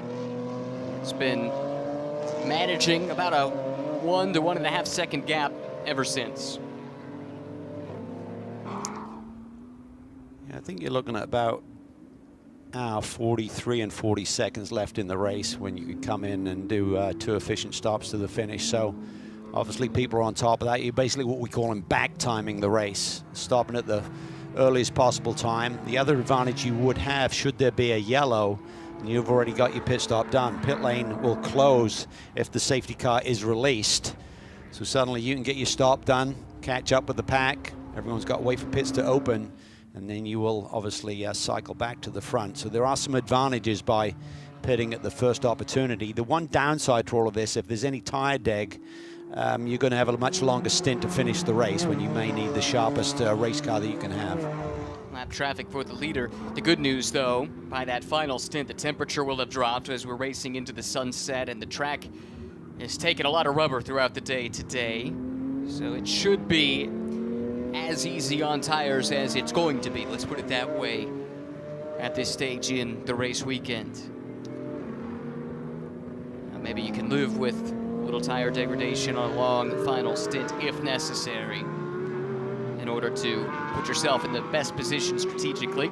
Yeah, and what happens is when you got these minimum pit stop times, you would be thinking about the normal endurance race. Well, if I go a bit deeper, I'm not having to put as much fuel on to get to the finish. Well, saving fueling time on pit lane is not a factor. The only thing that it could do is that you got a lighter car at the end potentially, but outside of that, there's no real advantage by having more fuel on board at any point in this race. Right, and that's because of the minimum pit stop time. It's in a position where you have ample time to put any Correct. amount of fuel in without losing any time effectively, as long as the refuel goes cleanly. Yeah.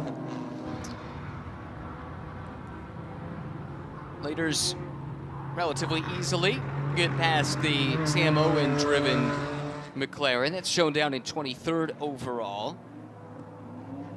It's an AM class entry, running just outside of the top 5 in class. A couple of pit callers, at least one, making their way in here. This is green for Random Vandals. Now, they pitted at the very front of the window last time, so they might be up against the stint length here. Yep. And they have no flexibility because they Correct. came in as early as they did. They are really tied to this here, and there's a little bit of jeopardy involved in that. Yeah, and the other cars will need to follow suit, even though the 97 car, for example, came down pit lane. That does not reset that driver's stint length. Correct. However, the time on pit lane didn't count, so that will allow you to go. It gets complicated, but I know. But you think? Yeah. That's why we have Calvin here to help us sift through it all. Thanks for joining us. Approaching the halfway mark in the lone 3-hour endurance race on the schedule this year, Pirelli GT4 America. Less crowded pit lane to deal with, although they only pitted with 2 other cars the last time. They were all clustered together. This should make it easier for the Random Vandals crew. 2 mechanics, 2 guns are part of the regulations. 5 lug nut systems on these cars. Yeah, old school NASCAR style. Still love the sound of that with the lug nuts, or sorry, the air guns whizzing, lug nuts flying around. Yeah, I tell you what, my days on pit lane, Yep. you know, when you got those 5 lug nuts laying on the ground, the mechanics try and pick them up, but then you got the driver doing a burnout and Yep. wheel spinning, and these things are fired at you at a rapid rate. You ever get nailed by one? In the leg, sort of brushed me, but never like full on, but that would hurt. Yeah, it took one off the leg once too. Not pleasant, don't recommend it. But I suppose it's the price to pay to have a pretty cool vantage point. Yeah. Waiting on the fuel here, disengaged, and the car still stationary. Now it rolls. Wasn't stationary long.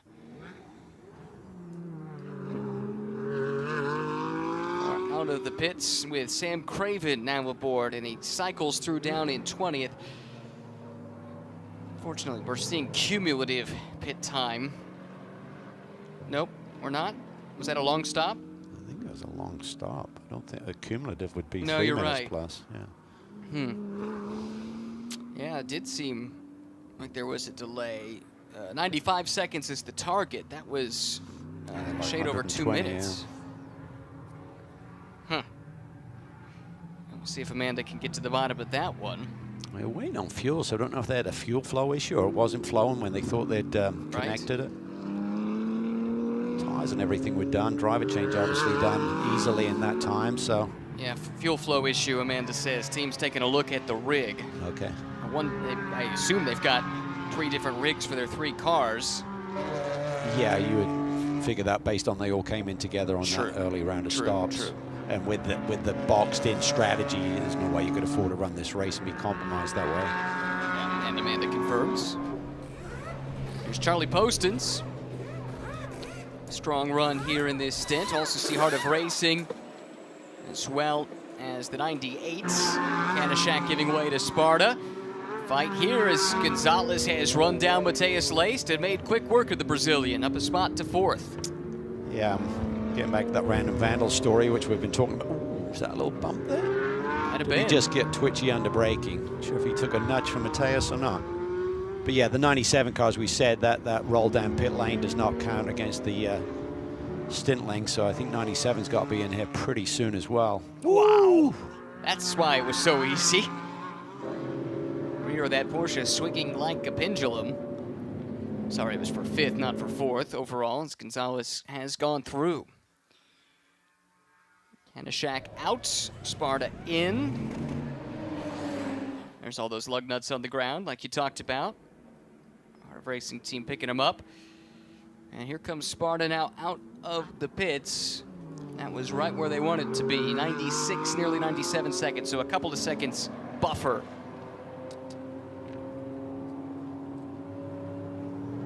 Taking any risks there.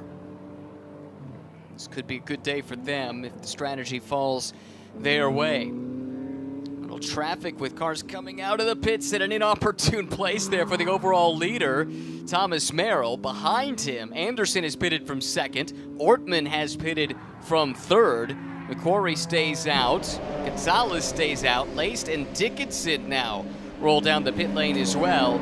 So Amanda, you're about to be busy. Keep your head on a swivel. Pit lane activity starting to pick up. It's JMF. Like David Ortman out. Brayton Arthur, who had a great opening stint, climbing back aboard. Saw Kai Van Berlo's car in, but got bad track position after that drive-through for speeding on pit lane. Yep. be Dan Seville back in the car. They really need a yellow, get back in the game here today. Yeah. This is the sister car from ACI, Riley Dickinson. New fueling position. The fueler actually has to climb on top of what normally it would be the hood. In a normal front engine configuration of a car, of course, not normal for a Porsche. And the NOLA Sport team, headed up by John Shurik, servicing their car as Michael Oriema climbs back aboard. This looks like good execution from Auto Technic. They're just waiting on the clock. Tires on the 52 that had been running second overall prior to the pit stop. Third overall, excuse me, leading in silver. That was a great pit stop as well, 95.8 seconds, so only 8/10 out of the minimum. That's what you're looking for. You are allowed to be underneath that minimum by up to 2 seconds, but you have to pay the price on your next pit stop, or as a post-race penalty times 10. So for example, if you were 1/10 under, it would be a 1 second. If it were you 1 second under, it would be 10 seconds. That really starts to hurt you if you're a long ways off. It's not a drive down pit lane, but that is a severe penalty. And we saw it almost play into some consequences, or did play into the consequences earlier today in the GT World Challenge race. Yeah, exactly right. Thomas Merrill forced to make a pit call after driving to the lead of this race during this stint. No one's been able to match his pace thus far. 97 was just in. I was trying to figure out they have to come because the sister cars are in, even though they did that one drive-through penalty lap. Yep. He saves them a little bit, or extends their window a little bit by doing that. Here is the Archangel team. Merrill is out. Now he pops out. Adrian Comstock set to climb back aboard for his final stint of the race. Everything looks smooth. Water bottle change. One of the crew members came around on the passenger side to do that. Important on a day like today with so much heat and, maybe more importantly, humidity in the Texas air. And he's going to probably need to do at least like 43 minutes to get to the point where they can do their final stop and final driver change, not have Merrill exceed 50 minutes on that final run. Right. A couple of cars that still owe us stops include Tyler Gonzalez, the race leader, Mark Austin, who is now shuffled up to second overall. That's the Lone Star Racing team. And I think Parker Thompson still has not come in. Well, it must not have come in. Yeah, we talked about Gonzalez by being 3 laps later than the others, potentially cycling to the lead, which he's done.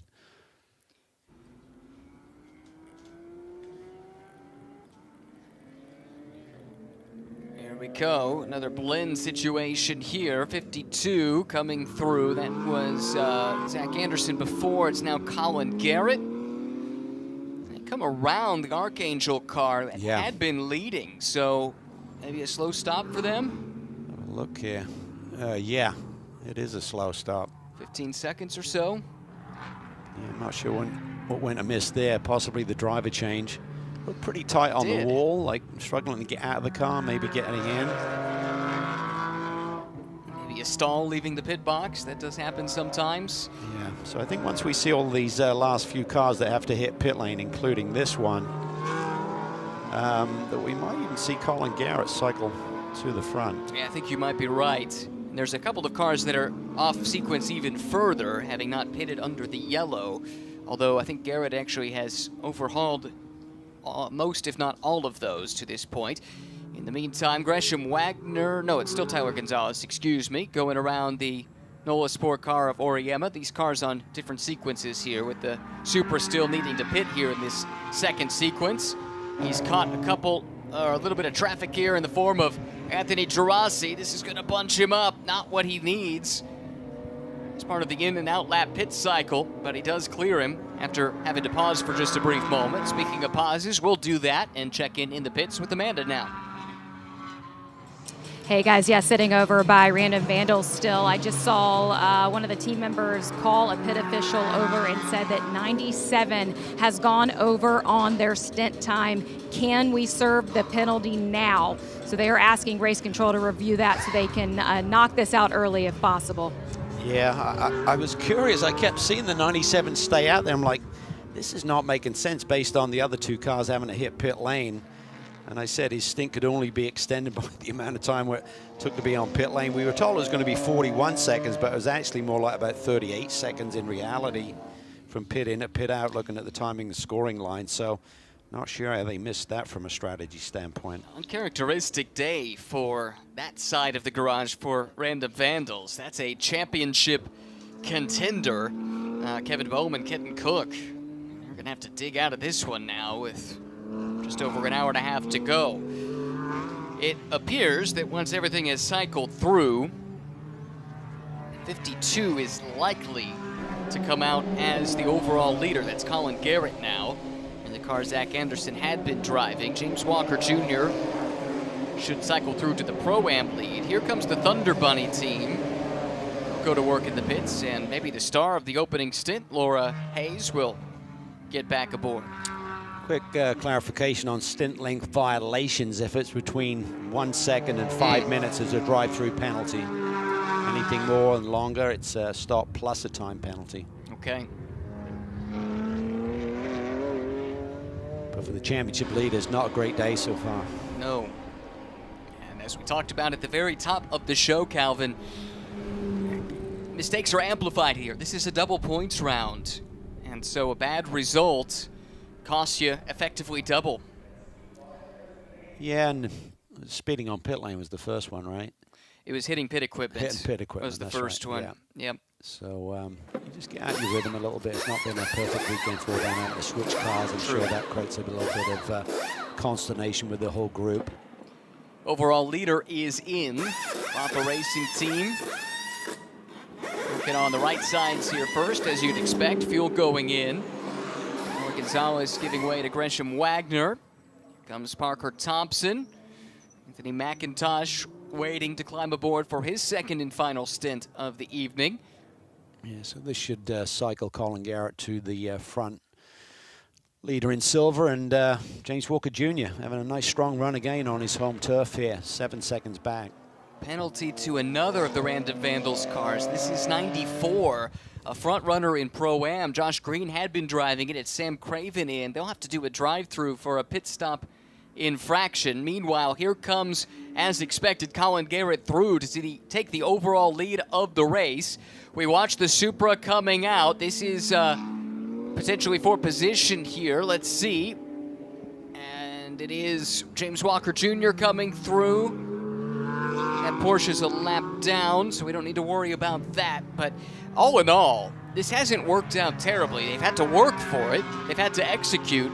But the Rafa Racing team, despite being perhaps a bit on the back foot strategically, now finds themselves very much in the fight once again. Yeah, they're basically getting close to where they were before the little, I'll call it bad strategy in terms of pitting a little bit later in the cycle than the rest. But it hasn't shot them in the foot completely, and it really helps, when you got a fast car, when you got two really rapid race car drivers as well. And two outstanding talents, the last two champions in Toyota GR Cup North America, paired together, going for a Silver Class championship here this year. And one of their championship rivals, as we've talked about, having a tough day today. This could be a big one if they're able to finish it off. Right now, second in class. Love this haul down the back stretch. Maximum speed on the circuit is right there as you're hitting the brake pedal to turn into turn 12 in this stadium section. Got to embrace this. It feels a little bit awkward when you're first driving it, like where do I position the car? Where do I get to power? How much racetrack do I want to use? See there, kind of middle of the road to turn into turn 15. If you try and really arc it in, you struggle to get back to the apex. So even though the racetrack is there and on like your theoretical line of drawing a big arc through a corner, you don't want to use that up. This is the call we were anticipating. Drive-through penalty for exceeding the maximum stint length. Heard Amanda say the team had been asking if they could just go ahead and serve the penalty. They knew it was coming. Yeah, I think you have to wait for it to be posted. So Kevin Bohm will have to do just that. Right now in 11th. But as you've mentioned, that will cost him the 38 seconds down the pit lane. Already towards the back of the silver class. I think it will drop him to the back of the silver class. Also have a penalty for the next pit stop for car 82, which is our Pro-Am leader at the moment. They were short by 21 hundredths of a second on the pit stop the last time.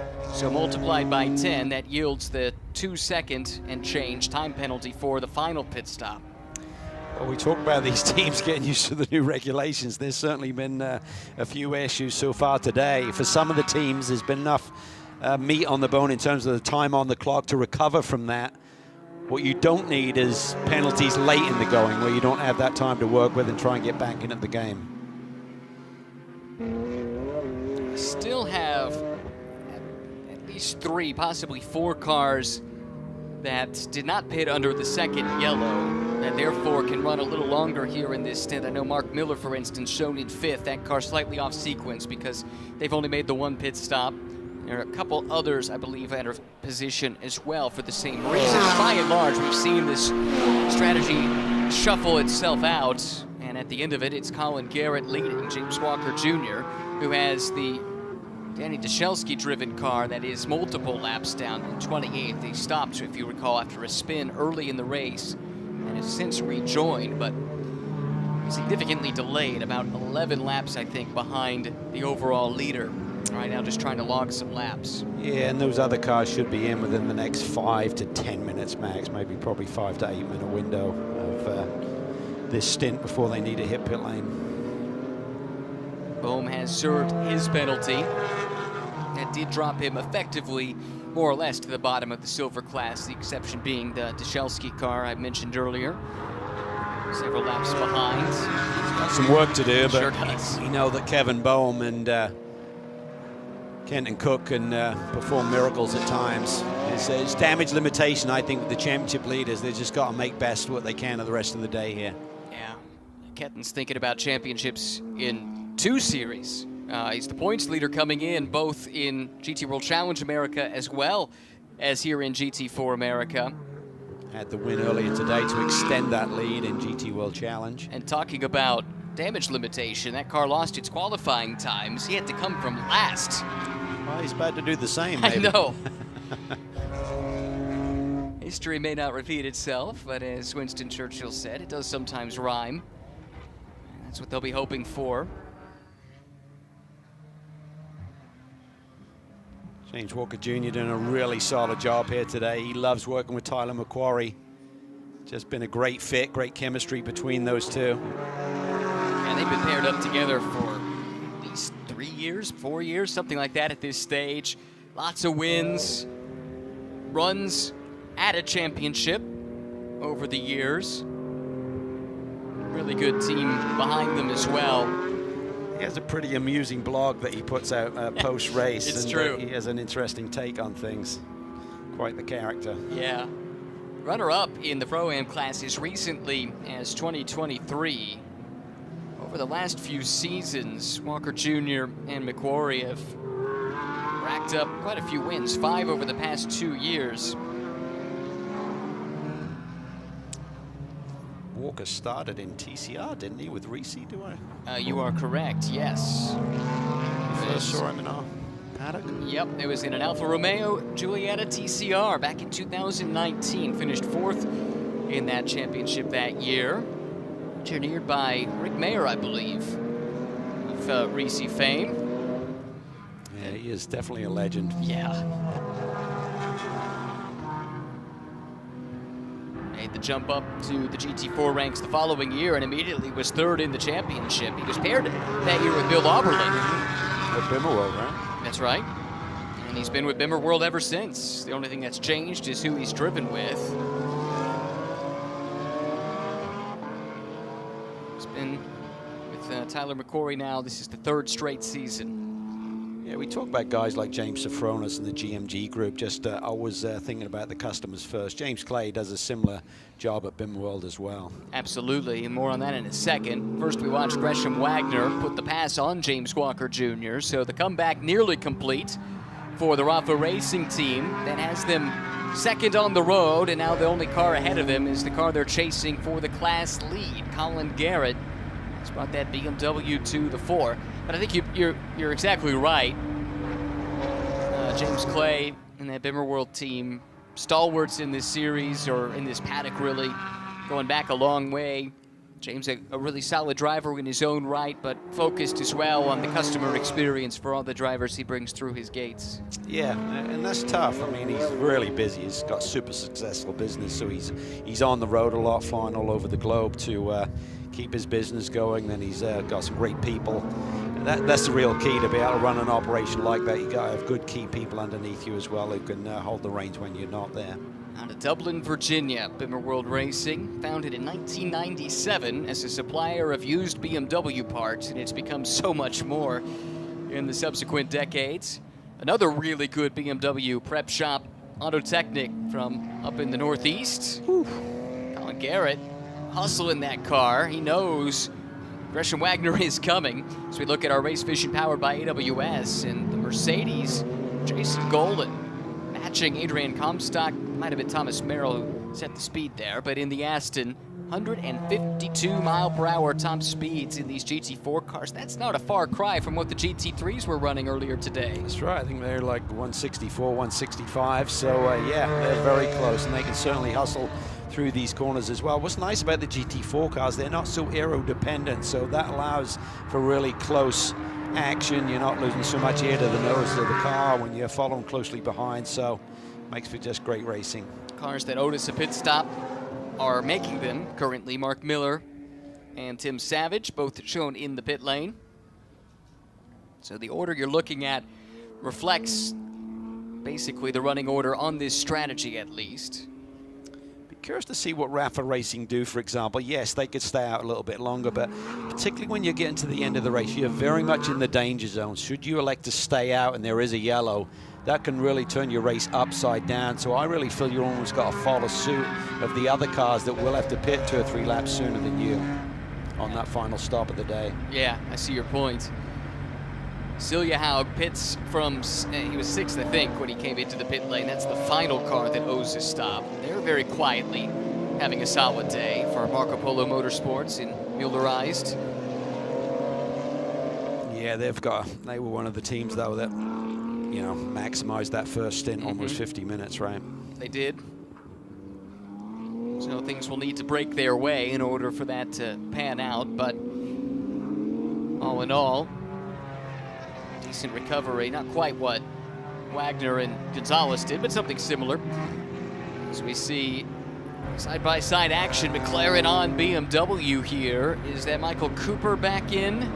Or no, that would be Tony Gaples. Gaples right now. Yeah, for Black Dog Speed Shop, picking up a spot from Judson Holtz. Yeah, nice recovery run for them. They had to come down pit lane, and after a speeding fraction on pit lane, so they're still in the mix. Certainly.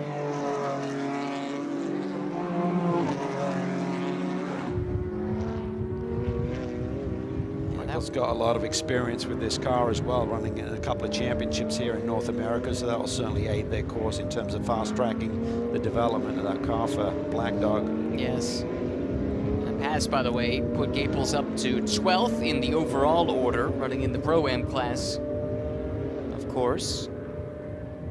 Still has a little round to make up to get to Nate Cicero. It's the car that we reported had some overheating issues, but still running. Well, as I say that, now Nate drops down the order. I was going to say strongly in the top 10, but all of a sudden that 28 is plummeting.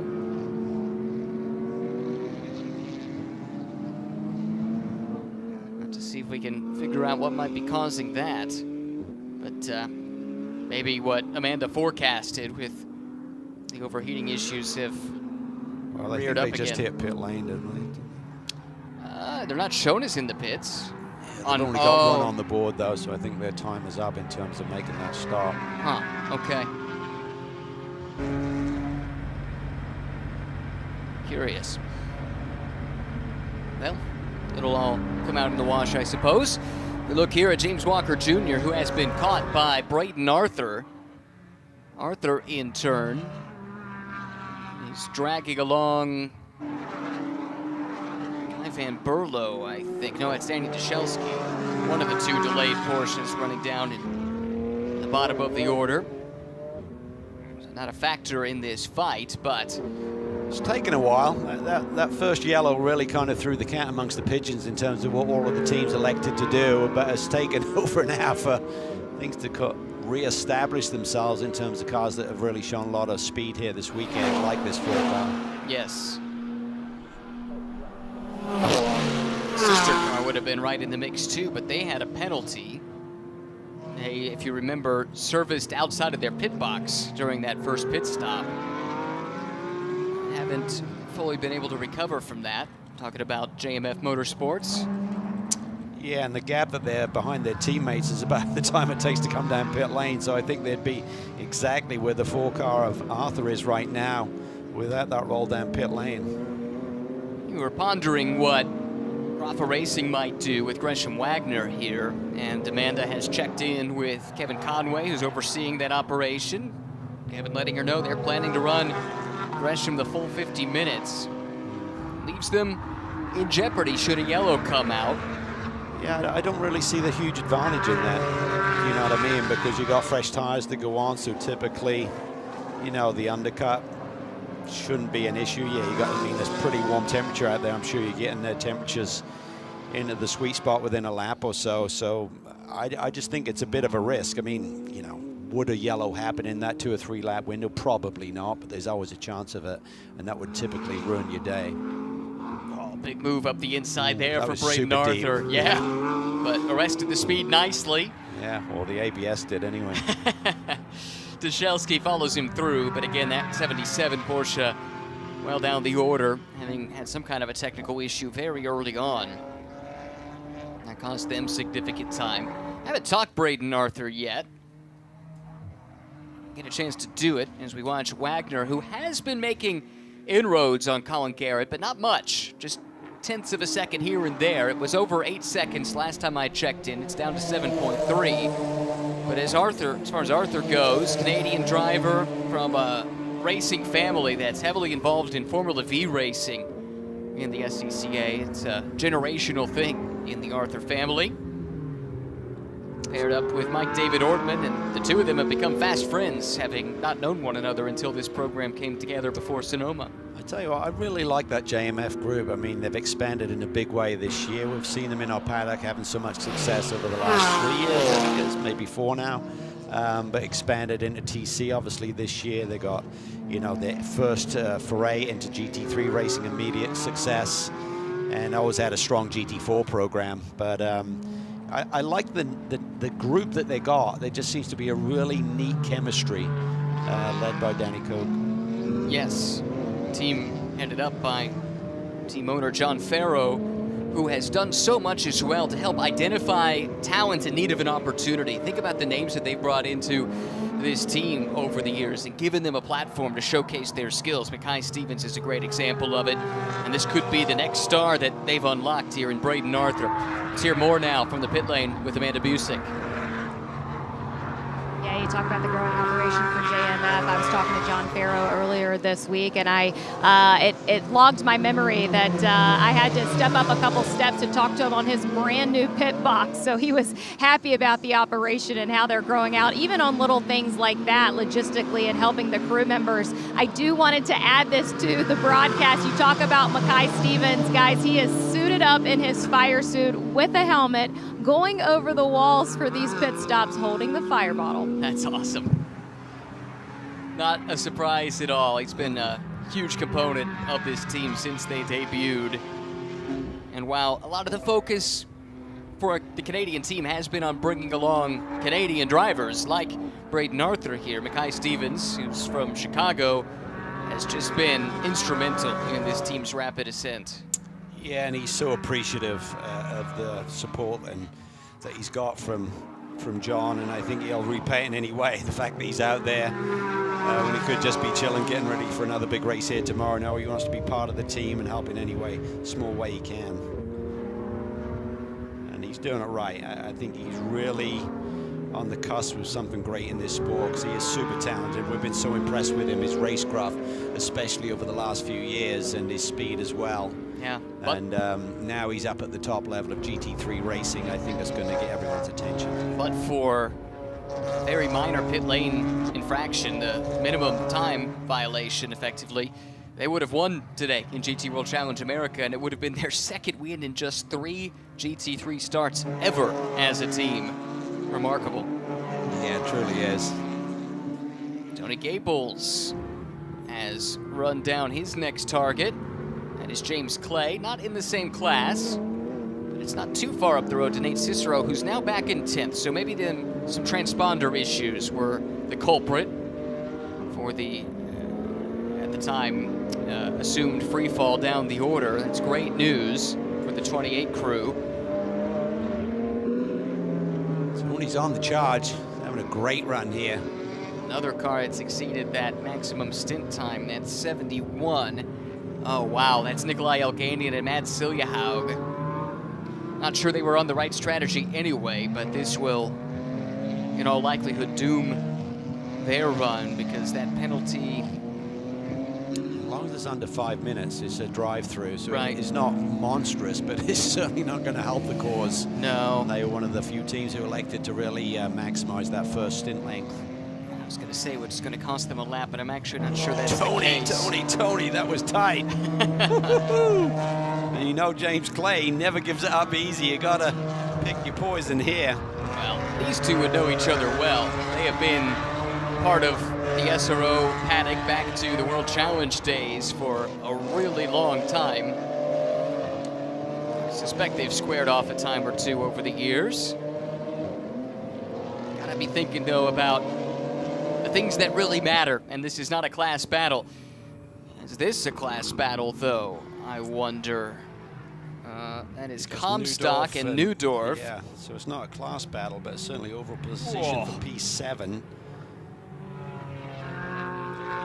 Not a bad recovery, all things considered, for the sister JMF car. Mentioned they had that penalty earlier for pitting outside of their box. Because he's like 36 seconds behind the sister car. And that's we talk about, that's really the penalty time coming down pit lane. We noticed that with Kenton's pit in to pit out was 38 seconds. So that's what it costs you to drive down pit lane at the speed limit.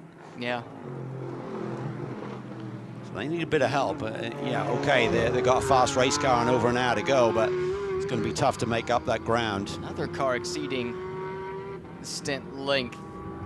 This is the erstwhile M-Class leading car, I think. Random vandals again. Yeah, I mean, they knew they were in a tight box because they pitted so early, but it should have been manageable.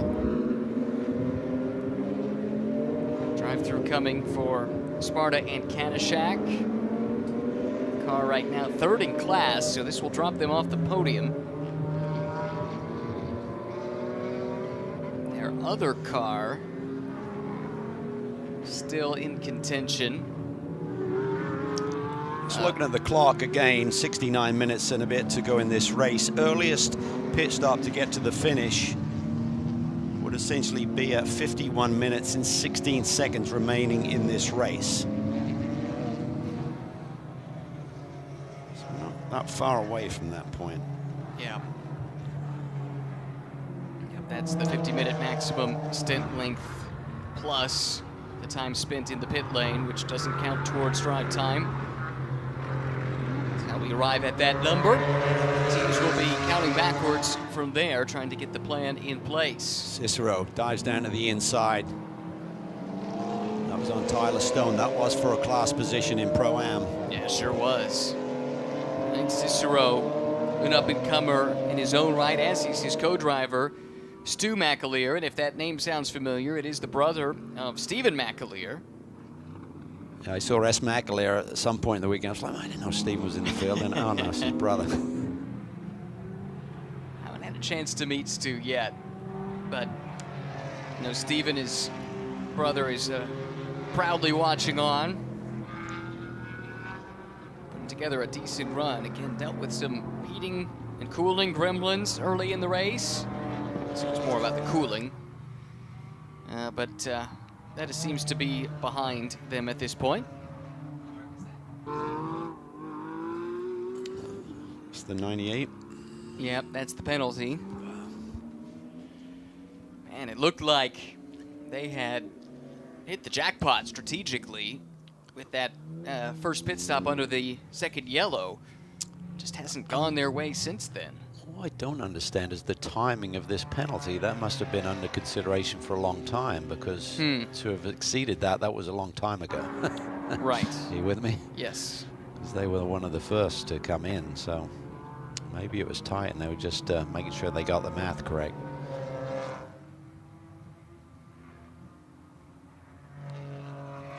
Cost Paul one spot to Jason Golan. So drops him off the podium. To fend off the charge from Laura Hayes, who's been really quick. Yeah, and just to confirm, that drive-through for Paul was at 37.3 seconds. We're getting that number 37 to 38 is kind of what it's costing you if you do get that drive-through penalty. Good to have that plus accuracy. Plus slowdown time, acceleration time as well, in and out of the pit. But yeah, roughly right there around the 37 to 40 second range that it will cost. Traffic here for the 97, which right now is Kevin Bohm. 15th overall. Where are they in silver? They are almost at the back, only 2 cars behind them. It's actually been a race of progress, as you can see on this graphic here, up 3 spots from the start of the race after they had to switch chassis and didn't quite have the qualifying effort that they were hoping for. Battle here. Gables and Stone. Makes the move. Yeah. That was for class position as well. Tony is charging today. He's got the bit between his teeth. Another team recovering from a penalty. A little bit deeper, right? They were a couple of late laps later than some of the others by hitting pit lane. And they'll have Michael Cooper to close it out. Cooper put in a great lap in qualifying to get this car on the 2nd row overall at the start of the race. Yeah, he has great history with the Black Dog Speed Shop. A lot of success at this level. Really the poster boy of the pyramid of progression inside of this paddock. Champion at the touring car level, GT4 level, or what is now GT4 level, as well as the GT3 level back when he was a Cadillac driver. On the Sprint X Correct. Championship that year, right? That's right. Was he with Jordan or Ricky? I can't remember which Taylor boy was with who, Johnny O and Michael. Ooh, I wish I could tell you I knew that off the top of my head, but I don't. However, it's in my notes somewhere. That's all right. We'll dig it up. That Like would have I'm on the been game of Jeopardy. That would have been I know it wasn't Jordan. Wayne. True. It was Jordan Taylor that year. Took a win and 5 podiums en route to that Sprint X championship back when there were split 2-driver and single-driver format races.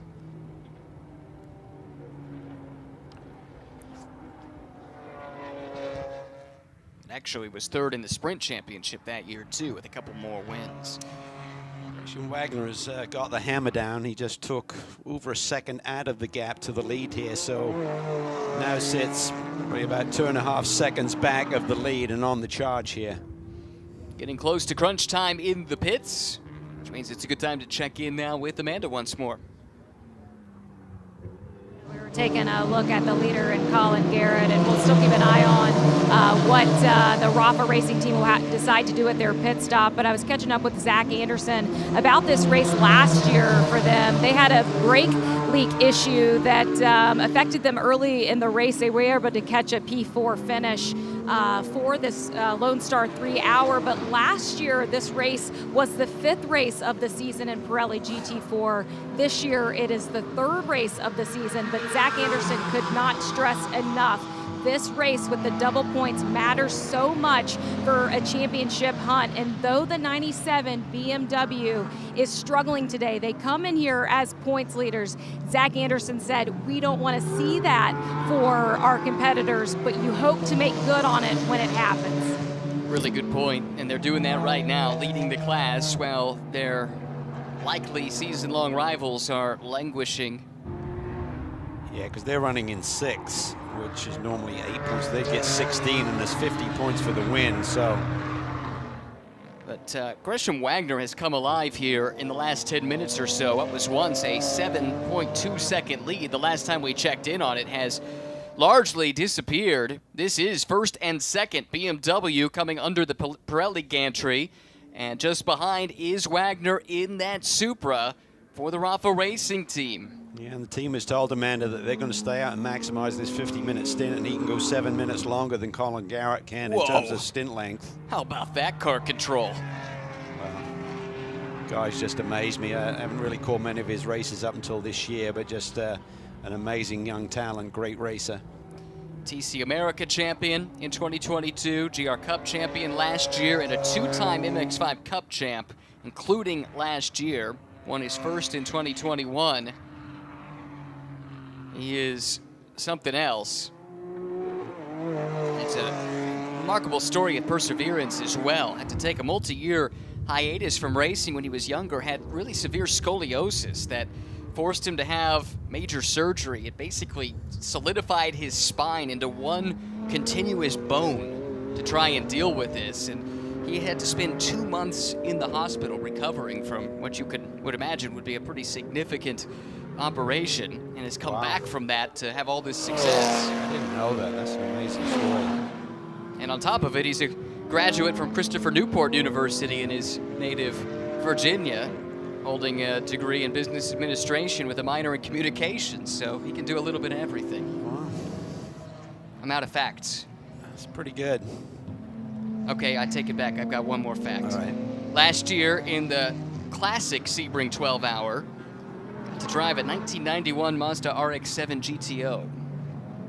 Be pretty cool. What year was it? I said 97. I meant 91. Oh, RX-7? Yeah? I ran that car in I wondered if 91. you might have. Yeah. Could he have driven your car? Could have been. We need to track 91, this down. Yeah. In the meantime, some action heating up on track, so let's get back to the present and leave 1991 in the past.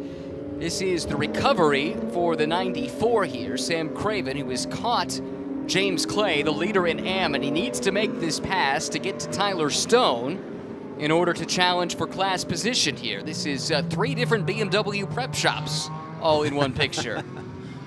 That's pretty cool. Honda Technic, Random Vandals, and Bimmer World. 1, 2, 3 in the picture. They are all really, really good. Top-notch organizations.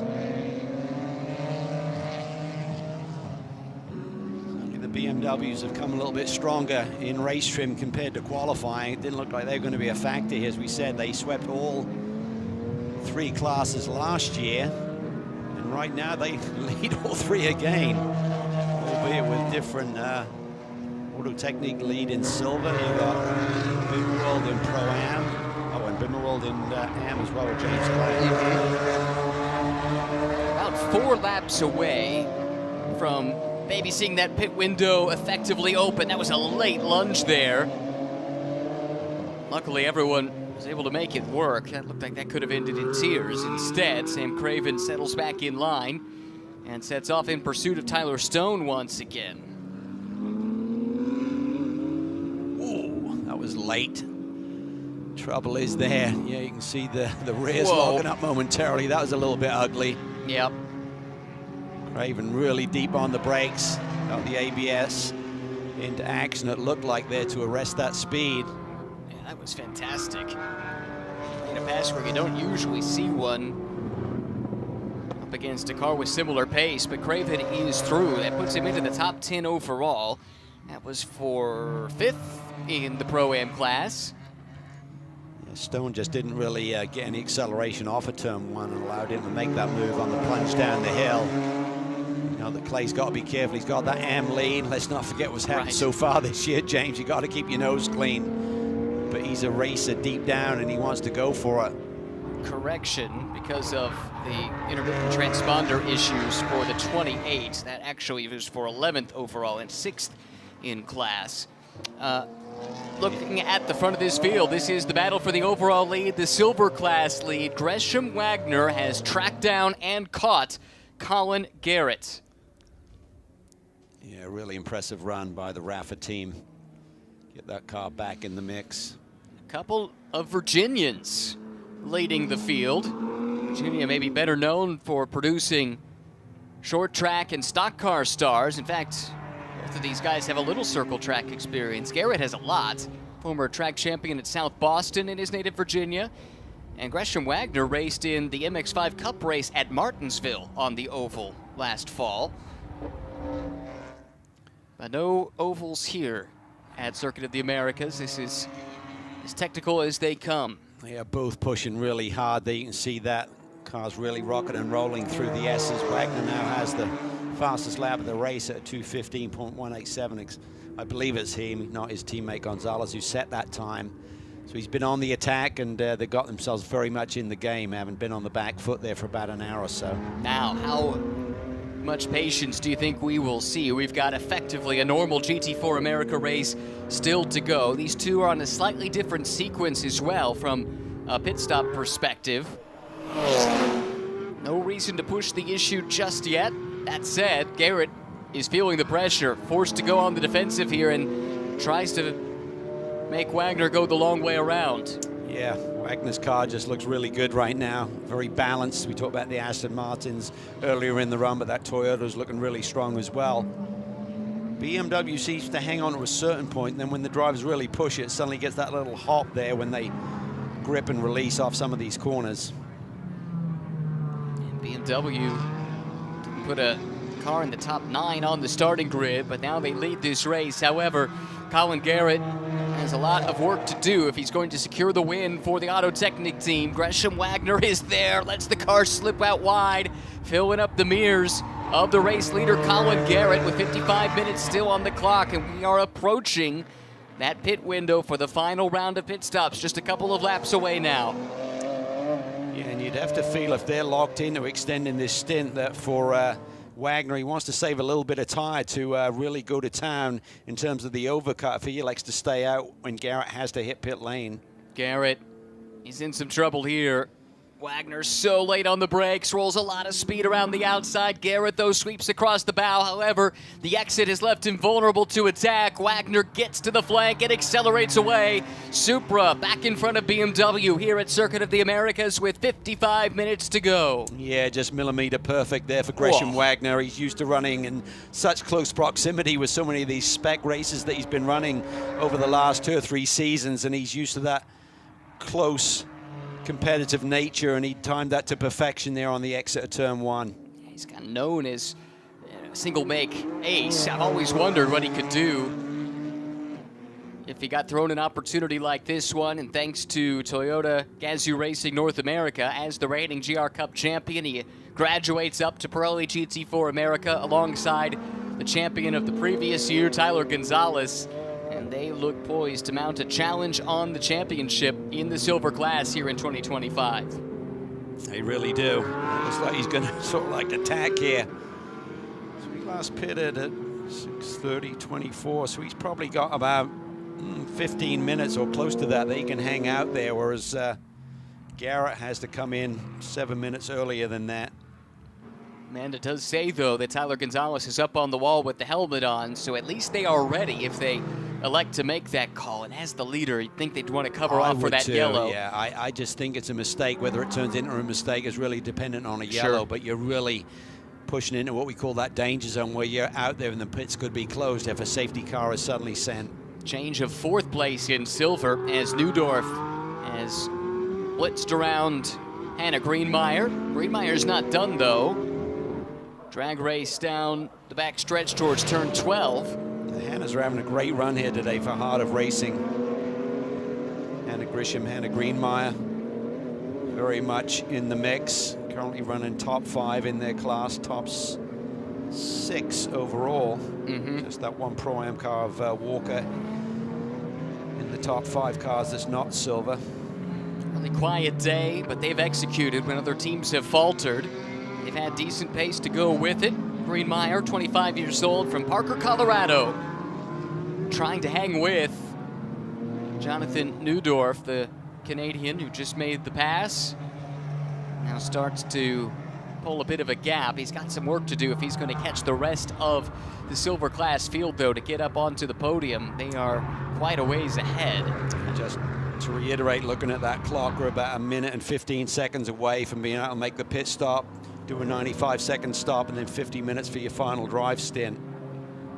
And I think we're going to have drivers take the opportunity. Let's not forget in the Pro-Am entries, you got the Am in right now, so you're going to want to get that Am driver out as soon as you can, and that would be the point in about 1 minute's time, and get the Pro back on board for that 4th and final stint of the day. How about a battle for the bronze medal in Am? Jason Golan has the spot. Anthony Gerasi has caught him. This will turn into a battle with Mark Miller in the Mercedes, and Anthony is set to turn that car over to Kenny Schmid. And that's the second of the Rafa Racing Supras. Amanda letting us know they plan to pit the sister car first. And that crew only has the one pit crew, so they can't double stack effectively, unlike some of the other teams.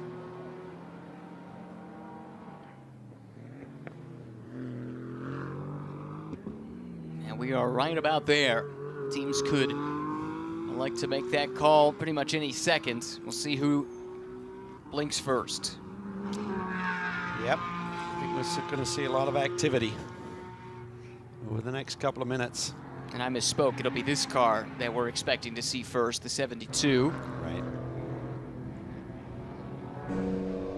Here we go. Paul Sparta is in. Dominoes will start to fall. They've always been at the front end of these pit windows. They're locked into that somewhat, as we've chronicled. So for the next 10 minutes or so, there's the variance in terms of when the pit teams elected to start there, chopping up this race in terms of the stints when they're going to do them. And if teams elect to stay out, there's 10 minutes there. If there's an issue on the racetrack, pit lane will be closed, and it can turn your race upside down. So hopefully for them that doesn't happen, but you do run the risk by staying out. Yeah, because this track is so long, most of the positions you'd be pitting from, you'll stay on the lead lap. So a subsequent yellow then would bunch up the field. Others would pit either under the yellow or after the restart. Either way, then those that had pitted already would cycle through. So that's why these leaders will likely try to hit as early as they can to cover off that potential scenario. This is the car that had led quite a bit. Colin Garrett, his day is done. We'll turn it back over to Zach Anderson to see if he's got anything for the Supra here in the final stint of the race. Yeah, here they all come, and you see the clock's already underneath 50, so anyone exiting pit lane now is good to go to the finish. This is the stop that is pivotal. You cannot afford to make a mistake this late in the going and think you're going to recover. Fuel going in, tires going on for one of the silver class front runners here today. Another one of the front runners here just waiting on the time to elapse. To continue to scrap it out for the final step of the podium in Am. And they'll break off that battle now as the Lone Star car makes the call to the pit lane. As the Rafa car go through for one more lap, and now it sounds like the Rafa team will be bringing their leading car in first. They're vacillating on these decisions. Okay, trying to make the right ones. I think so too. Call. It stays out for now, but keep an eye out. Amanda Wedding is no Tyler Gonzalez is on standby.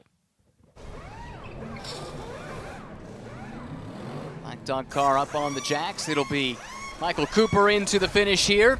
It's going to be a fun stint here to see these pros go attack this finish and see what they can do in their final stint.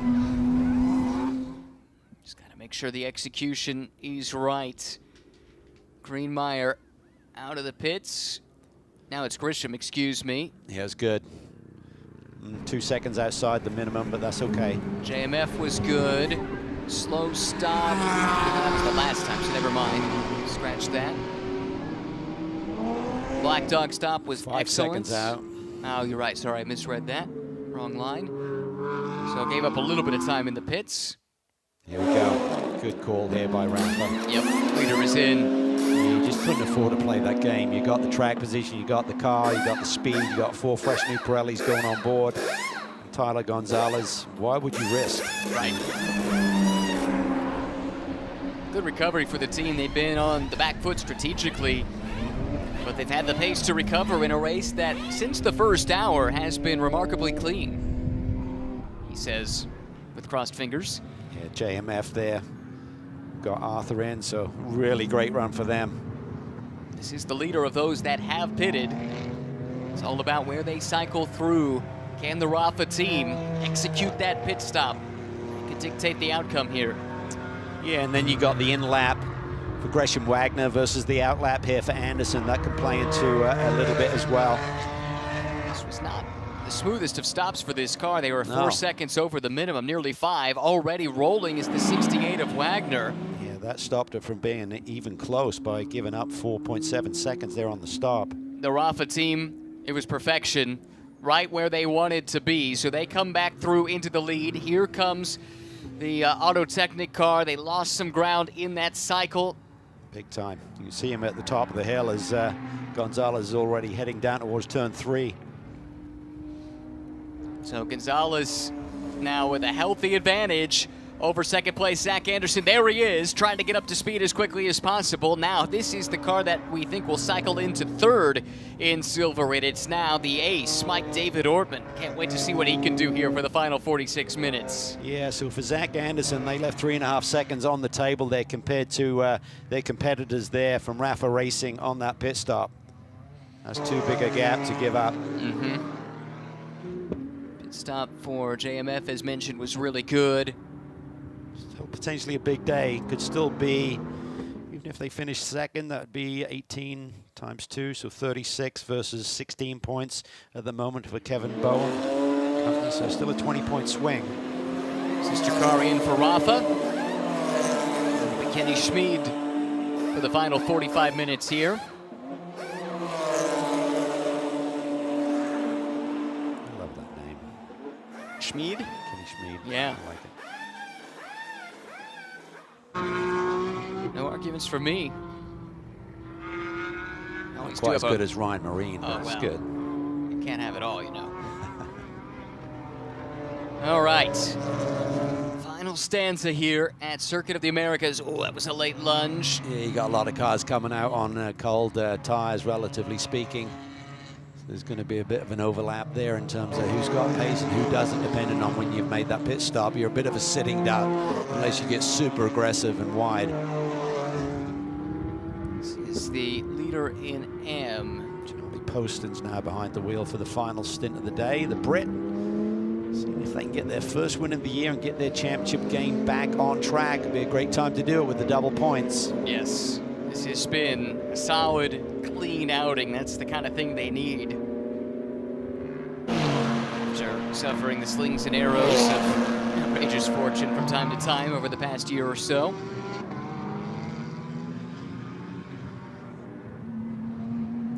To, as we mentioned earlier, pick up a third AM-Class championship in 4 years. Of course, still very early in this campaign, but you know they're thinking about it.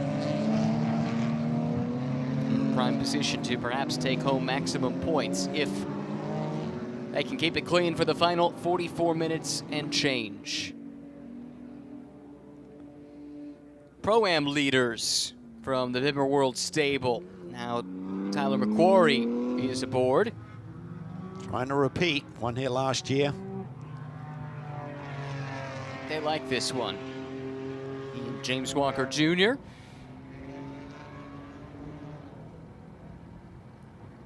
Corey with a pretty healthy advantage. Dickinson is the second placed Pro-Am car, but I think that car still needs to stop in this cycle. It's shown as having made 3, but I think they had a drive-through, which would inflate that number. Is that right? When did they pit out? No, Dickinson's in the car, so I guess that is right. They're good. Okay, I take it back. That's a really good recovery then. Or, no, I'm conflating that with the sister car. Yeah. Apologies there. We'll sort this out over a beer after the race, man. No worries. And thanks for sticking with us, folks. Hope you're having fun. We sure are. The only endurance race on the schedule, really the only race of its kind for a fully GT4 series under the SRO umbrella. They've toyed with the idea of having some longer GT4 races elsewhere. Hasn't quite taken off. But here in Pirelli GT4 America, it seems to have a nice fit into the schedule. Adds a little extra spice in the middle of the year. Let's go back to the pits now, check in with Amanda.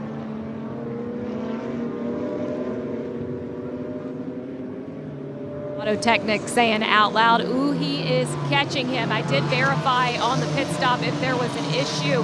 There was a tire change issue on the left front. They had to adjust and do it a couple times to make sure that that tire was right before they sent Zach Anderson out. But guys, this is going to be a battle royale to the finish between the top two.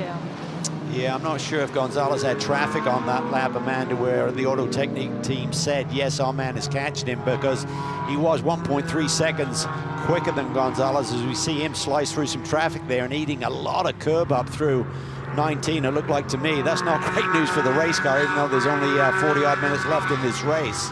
But I think he's feeling the pressure. He knows he's got to push. There he is. And there was traffic. We saw a glimpse of it separating the top two. That is the 28, I think. And the third car behind the leader there, that is Zach Anderson. He wants those 50 points. He knows that is massive in the championship chase. Wow, Michael Garcia went way wide. Off track, in fact. Different zip code there for a moment. Plays into the hands of Zach Anderson, though. Might have allowed him to keep his momentum up a bit. He's now dealing with the traffic that Gonzalez had on that last lap. I've got my eye on Mike David Ortman. I don't know if there's the pace in that Aston to run them down, but if there is, he's the guy to do it. Named an Aston Martin Racing Driver Academy winner over the winter and has the backing now of the Aston factory. Great opportunity for him to come stateside for the first time in his career. Two-time ADAC GT4 Germany champion, back-to-back in fact, in 22 and 23 from Brandenburg in the east of Germany. Came up through single-seaters, did Mike David Ortman. Raced in German F4 back in 2016, was third in the championship. Runner-up that year was Mick Schumacher, and some of the other names in German F4 that year included Yuri Vips, Thomas Preining, who's carved out a nice career for himself in sports cars, Nick Nielsen, Ferrari factory driver, and Felipe Drugovich, F2 champ, right? Yeah, he's been doing a lot of F1 testing. Ran with the Action Express team at the Rolex this year as well. And Mike David Ortman beat all of them in German F4 that year, barring Schumacher, who was one position ahead. Yeah, and he kind of had a good chat with him at Sonoma, and he kind of gave me, I mean, he's super friendly and everything, but you could see underneath that skin was a fierce competitor. I bet he's a brute on the racetrack. Yep, that's what you want, isn't it? Aston has certainly identified his talent, bringing him into the program. It's pretty cool at night to see those little rub blocks sparking there as they leap over these curbs around this circuit. It's a rare thing to get to see these GT4 cars running at night these days. It's so spectacular to see cars run into the twilight, into the darkness. Everything starts to glow. You see all of the heat that's... Anderson's pushing for all he's worth. Big time. It's a little lively there. Mm-hmm. And that last lap, it's about 1/10 of a second off of Gonzalez's pace.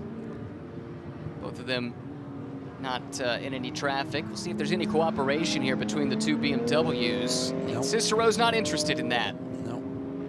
He's on his own program. Great news for Anderson. Yeah, No. It's like, how much do you want to push and risk a really solid podium run here by believing that you can go and chase down the leader? Yeah, it's all about winning, certainly, but big picture of the championship, this is a huge potential swing day for them. With Kent and Cook still running down in the 6th position in class. Probably not likely to gain any more than that. No, not without some misfortune for those ahead. Yeah, this is really costly here. This is not for position. Blue car of Cicero is actually a lap down. I think maybe maybe there would be a bit more cooperation between the two BMW teams to track down that leading Toyota, but it's not the way it's played out here.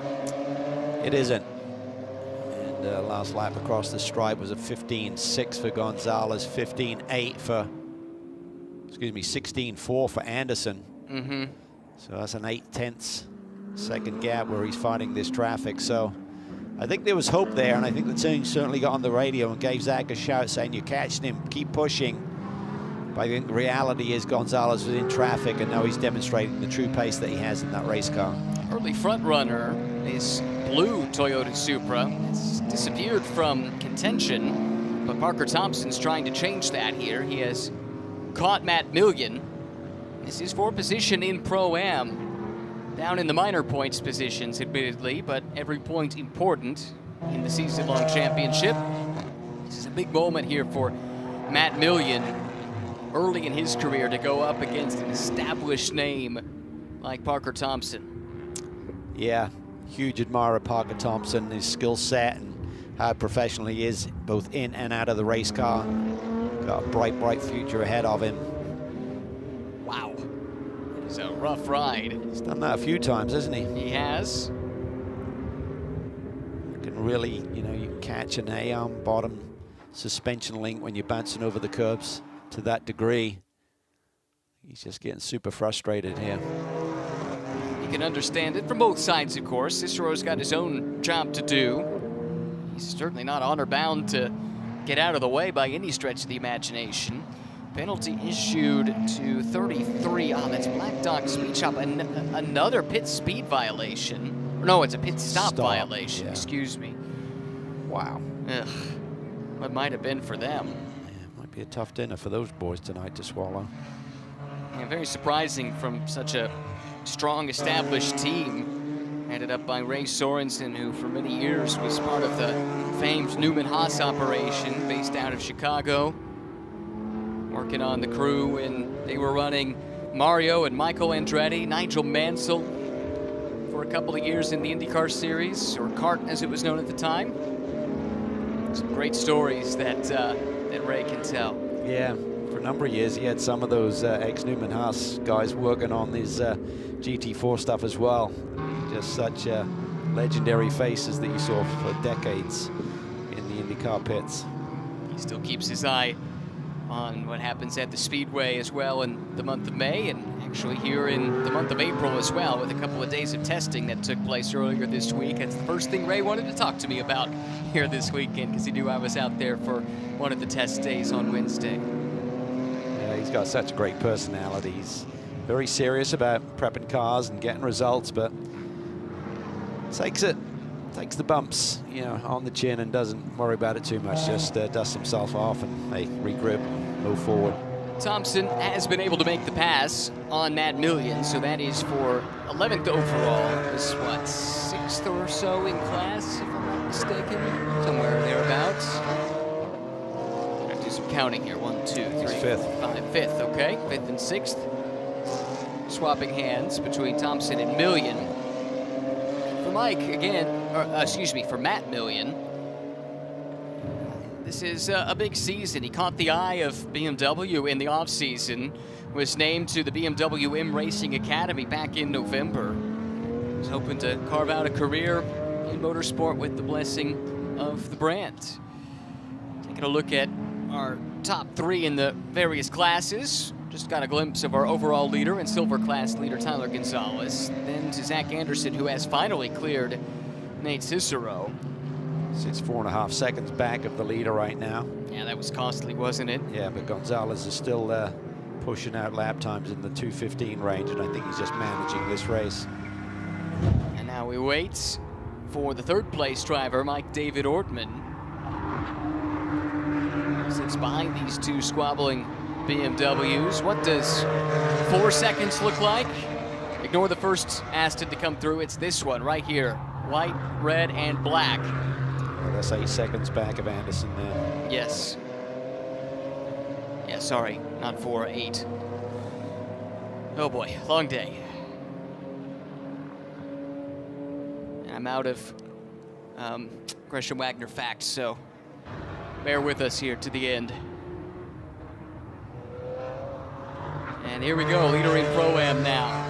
Tyler McQuarrie, James Walker trying to make it 2 for 2 in the Lone Star Enduro. Assume that James Walker Jr. would have family here this weekend cheering him on. Had a chance to catch up with him, but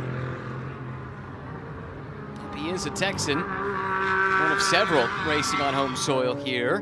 he lives in the Houston area, right? That does sound right.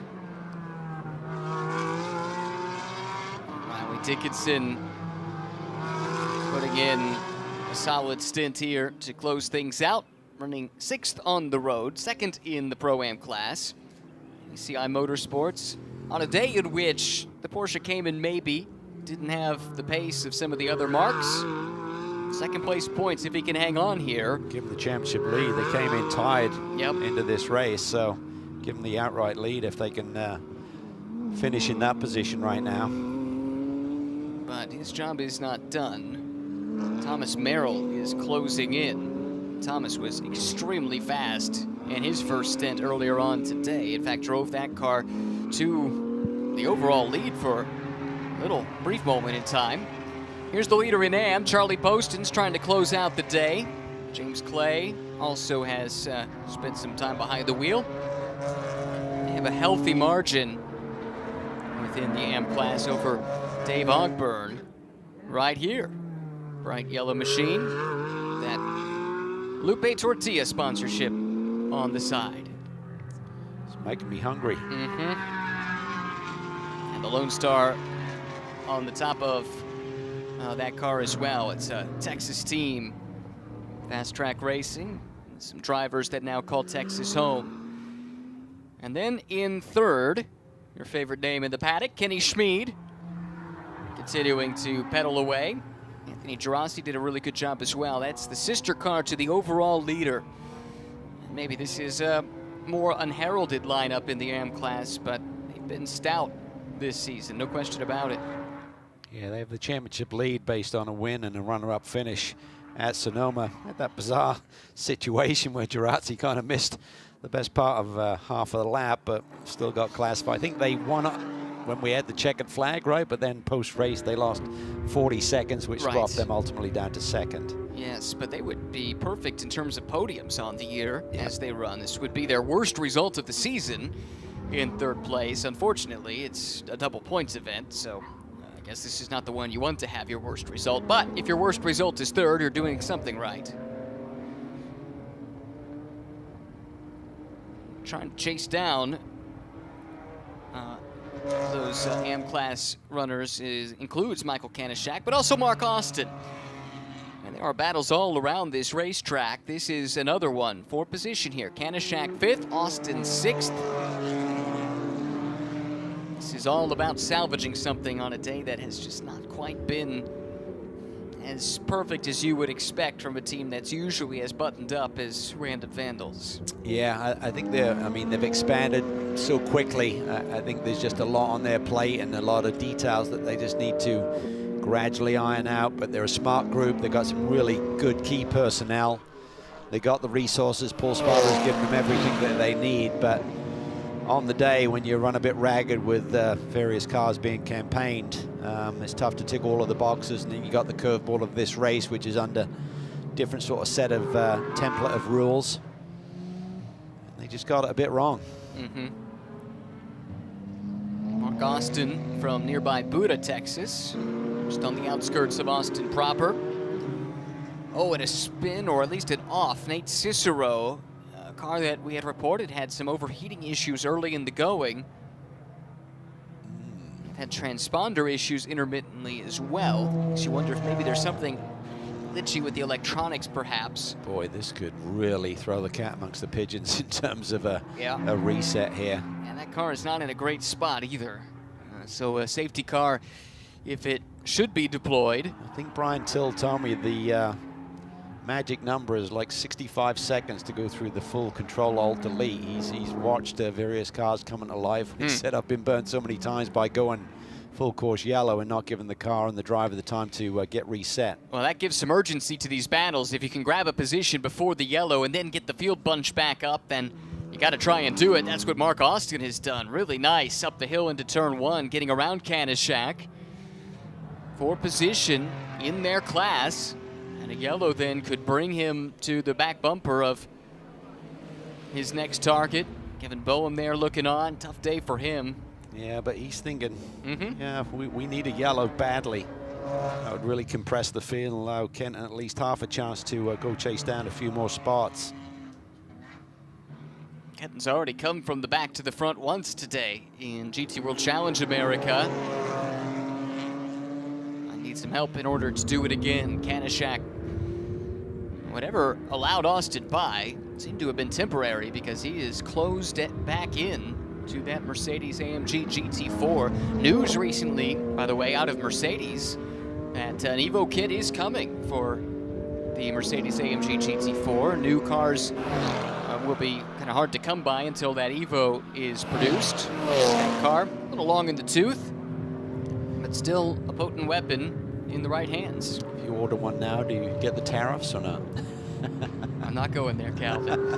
27 minutes to go. Let's escape that potentially treacherous line of conversation and instead head down to the pits in Amanda.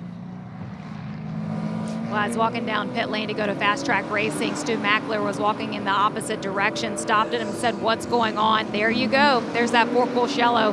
That BMW has broken down. Stu said it's just been an awful weekend for them. Had some fuel issues ahead of the week, and now seeing that BMW stranded there. But there we go. There's that full-course yellow, guys. Wow. Wipes out a 6.5-second lead for this car, and it brings Anderson and Ortman right into the mix. Pro-Am will tighten up as well, as will, of course, every battle here. But the three silver class cars will be nose to tail when we get restarted, and there should be plenty of time left for them to fight it out. This should be a relatively quick recovery with 26 minutes still on the board.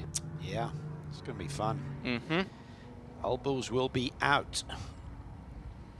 New lease on life for a couple of cars that had lost time due to penalties, that are fast, but maybe a little bit out of position here in the final stint. You talked about Kevin Boehm earlier. That's one. Kendon Cook now behind the wheel, of course. Sorry, you're right. Michael Cooper, perhaps. Yep. A car to watch. He'll restart right in the middle of the penalties. pack. Parker Thompson might be one to keep an eye on. That car's drifted back a little, but we know it's fast. And up front, drivers can't afford to go to sleep here. You got to keep these tires alive, keep them prepped. Don't pick up too many marbles. There's going to be a lot of clag off the racing line around here right now, so don't fall asleep and suddenly don't have a car that will respond when you get that green flag and the sprint to the finish. It's where the engineers and the team managers need to really be on top of this and talk their drivers through. You see Gonzalez already weaving around a little bit. One thing we haven't had to talk about yet, because we've had so few full course yellows, wave around procedures and things of that nature. Anything we should be aware of here? It's hard for me without having the page which shows the true positioning of the cars. Essentially, they picked up the leader, so they're not doing any initial wave by, but what can happen is if you are almost a lap down on your class leader and you are trapped behind the safety car, you could get the wave by. And that will give you the ability to run back around that lap and basically gain, call it 7/8 of a lap on the class leader. And there was some talk about a potential class split. How did that iron out? They said no. Yeah. I think that's prudent as well. It's not normal in a 60-minute race. All right, well, we'll see if anybody is eligible for that wave by. And as we keep an eye on it, a chance to hear from some of the protagonists down in the pits. Amanda is standing by. And one of those being the co-driver for Zach Anderson, Colin Garrett, talking about the matchup between that BMW and the Supra. How can Zach take advantage? I mean, Zach does what he does best. You know, he's going to send it, and I think it's going to be pretty good. So, you know, Zach's really good. It's his home track, so we'll see what goes. That Supra's obviously very quick. That qualifying time this morning showed that, so we'll see what happens. You know, I think it's going to be a good point stay either way. Yeah, so. What I love about these kind of races is every team has their own individual storyline going on, and you just told me off camera of a battle that you were having with that BMW. What was it? Yeah, we ended up having a tire come apart my right front, so I don't know if it was something I hit, if the tire's coming apart or what, but it just started delaminating. So we got to figure out what was causing that, and maybe look back at video and see maybe I hit a piece of carbon or something. But it was not fun, and that definitely makes me feel better about everything, because I was like, how am I this slow? I dropped like a second almost immediately. So we'll see what happens here, and hopefully Zach can get it done. Thank you, Colin. Thank you. It's not a fun feeling. No. As he said, it's a really good points day. I think the real key will be what sort of progress can Kenton Cook make, the championship leader coming into this round of the championship with Kevin Boehm. He's currently 6 in silver. He's got his teammate Josh Green, who certainly has got his eyes set further forward on Thomas Merrill for that final podium spot in Pro-Am, but Kenton's probably going to ask, let me go. I need to go chase down Hannah Grisham for that next spot in the silver class. And that is the Heart of Racing number 26. They've had a really solid day, Hannemeyer and Grisham together. Yeah, definitely. The two Hannahs, really solid afternoon into the evening. There's Gresham Wagner, towel around his neck. Rafael Martinez, as he'd like to be known, to separate himself from the team name, Rafa Racing, there in the left-hand side. Excuse me, that's not right. He was racing in McLaren Trophy earlier today with John Lancaster, overseeing this operation which has blossomed in a short amount of time. They've got their tentacles all over the place this year, with exciting plans for the future as well, it should be mentioned. There's the skyline of the city of Austin, not far away from where we're located here at Circuit of the Americas. We're under our third full course yellow of the race. This is for the stricken car of Nate Cicero. His BMW came to a halt in an unsafe location that necessitated dispatching the safety car. That's bunched everybody back up, but it should be a quick recovery, and I anticipate not too terribly far away from turning them loose once again for a final sprint to the checkered flag as the sun sets in the horizon. This race should finish just after 8 o'clock local time. Sunset officially something like 8:06 or 8:07. Conditions, Calvin, totally unlike the way this race began, in the sunshine with hot temperatures. That sun's starting to go down, the temperatures coming down, cloud cover rolling in as well. What will that do to these cars? It can change the balance of the race car. Certainly you can predict this a little bit, but as I said, we didn't really have a session this late in the day. We had some early morning sessions, which would be similar track temperature potentially to what we're going to see at the checkered flag, but yeah, it can certainly favor one car or the other, or how you got the car set up. And certainly the chasers are hoping that that's the case, and the leaders are hoping that their car still stays solid. And as I say, the real key for these drivers, we're seeing the wave-by procedure now. These are all cars that are trapped between the safety car and the leader of their class, get that opportunity to cycle back around and essentially gain the best part of a lap here. Yeah, what this does is it prevents the safety car from splitting the lower classes effectively from their class leader and putting them on different laps. What you could have is an instance where the overall leader, let's say, passed second place in AM and was right between second in AM and the leader in AM. A safety car comes out and suddenly it separates the two by effectively a lap. What this does is brings those cars back so they're not artificially a lap down, and lets them retake a position at the back of the queue. And there's the recovery effort. Perfectly explained. Got some practice with it. It's always one that it took me a long time to wrap my head around exactly how and why this works, but Salt and pepper shakers work. yeah, it does. It does. We need some props. But it is clever, and it solves a problem, because for a long time, safety cars had the potential to nullify really good battles in the lower classes. And what this does, although it takes time, and that is the downside, it is more equitable for all involved. Well, it got to a certain point in multi-class racing here in North America where in the first half hour of a race, you could suddenly give a class leader best part of a lap lead because the overall class was so much faster, and safety car comes out, picks them up, and as you said quite rightly, it can split literally the first and second place car and give that leader a lap ahead of the competition. Right. Saw that also at Le Mans for many years when before they were using wave arounds, but multiple safety cars were going out, and you could sometimes be split from a battle that you were in just by that safety car coming in the middle of the train. That could be so frustrating. I think this is a pretty good solution. You just have to bite the bullet a bit with the time that it takes, but I think that's a price worth paying to get it right and preserve those battles. It's not just about the overall win. Great shot there, as you can see the clag offline, the racing line versus all the little marbles and used pieces of rubber from these Pirelli tires sitting offline there. You got to be careful you don't run over those. It's just like forming a snowball. Just picks those up. That means when you turn into a corner, you don't have the grips. You got to get those tires cleaned off. GT World Challenge Europe race last weekend. That was the season opener. Maybe it was 2 weekends ago. Mauro Engel was talking about how that his Mercedes had picked that up and it actually had been bouncing around in the wheel well and caused some problems for them, and there was the potential for that. It can be quite violent. We've seen drivers in some big races hit pit lane thinking there's something wrong, where suddenly that rubber will hit the inner fender of a race car and they think that something's broken with the suspension. The car can feel awful. So you really got to start immediately working these tires over, keeping them clean, prepping them. That's what we said when we first went to yellow. Team managers, engineers have to get on the horn and remind the drivers, don't just fall asleep. This isn't a rest period. You got to be ready to go. Get yourself in the zone. We saw the car up on the flatbed. That would be indication to me that we're about ready. We've done the wave around.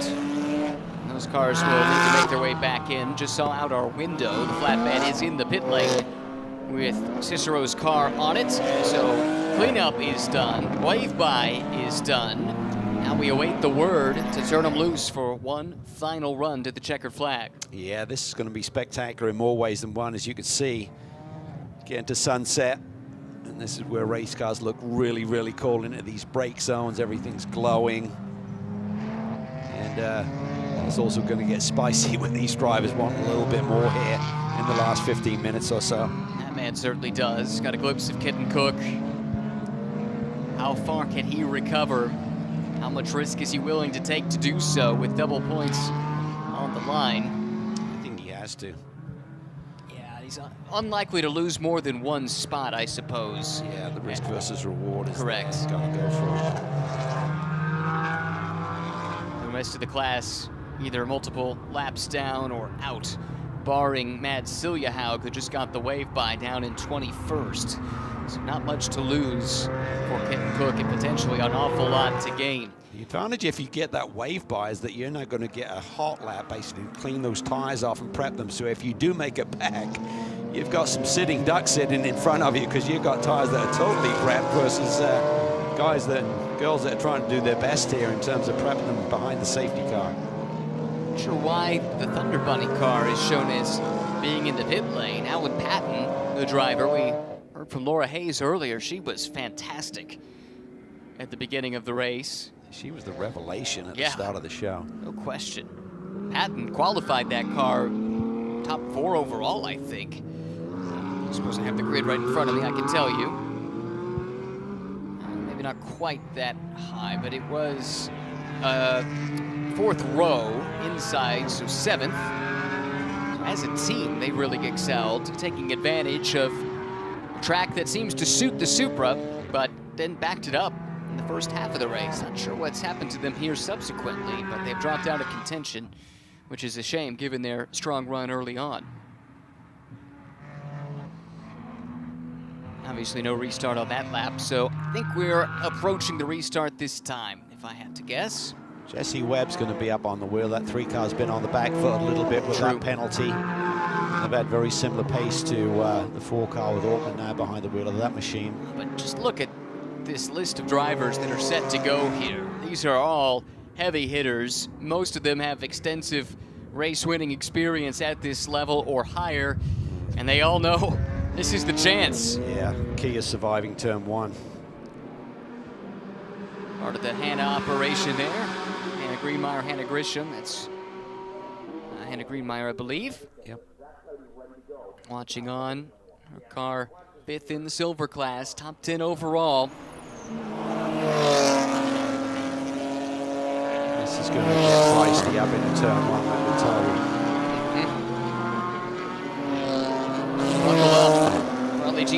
America tends to bring fireworks. But now with double points on the line in the lone endurance race of the season, the Lone Star Enduro, the stakes are that much higher. Lights out on the safety car. Restart is imminent. Crucial moments here, Calvin, to prep those tires and make sure everything's ready to go so you can attack if the opportunity arises. Yeah, Gonzalez, he nearly needs to figure out how he wants to approach this. Going to back away from the safety car a little bit. And get that run going through 1920. Mike Stillwagon accelerates away. Field in the hands of Tyler Gonzalez for the Rafa Racing Team. Silver class cars 1, 2, and 3. Then it's the leader in Pro-Am, Tyler McQuarrie, the second BMW in line. Then Jesse Webb, who needs to get around McQuarrie to get to the rest of the silver class field. Riley Dickinson, Anna Grisham, Thomas Merrill, Josh Green, Kenton Cook, Parker Thompson, and on it goes. Here comes the field in good alignment with just 12 minutes, 14 seconds on the clock. Approaching the VP acceleration zone here. Tyler Gonzalez waiting. Now he goes. We're back to green here at Circuit of the Americas with 12 minutes left in the Lone Star Enduro. Great start there by Gonzalez. Big run by Altman on the outside. Ball move up to the inside. I think that's Riley Dickinson there in the ACI Porsche, the green and white car. Elbows are out through turn 1. And Altman pushes his way through for second position. Yeah, he got by Anderson, and now let's see what the Aston specialist can do. He's got Gonzalez to run down. They have a little bit of traffic, interestingly, out in front. That's the one of the Random Vandals cars that's off sequence that they're going to have to contend with before it's all said and done. Anderson on the counterattack, though, gets inside to the flank of Ortman, now sweeping around the outside as he kind of pinched him down through the S's. It looks like the BMW. There. He's in the marbles there, and look at McQuarrie. He's going to get a run. Whoa. Out of class, the Pro-Am leader. This is getting crazy. Ortman 4 wheels off track, but he kept it planted to the ground. Oh, nearly contact between the two teammates. Here comes Webb to the inside now. Look at McQuarrie. He's got the Pro-Am lead.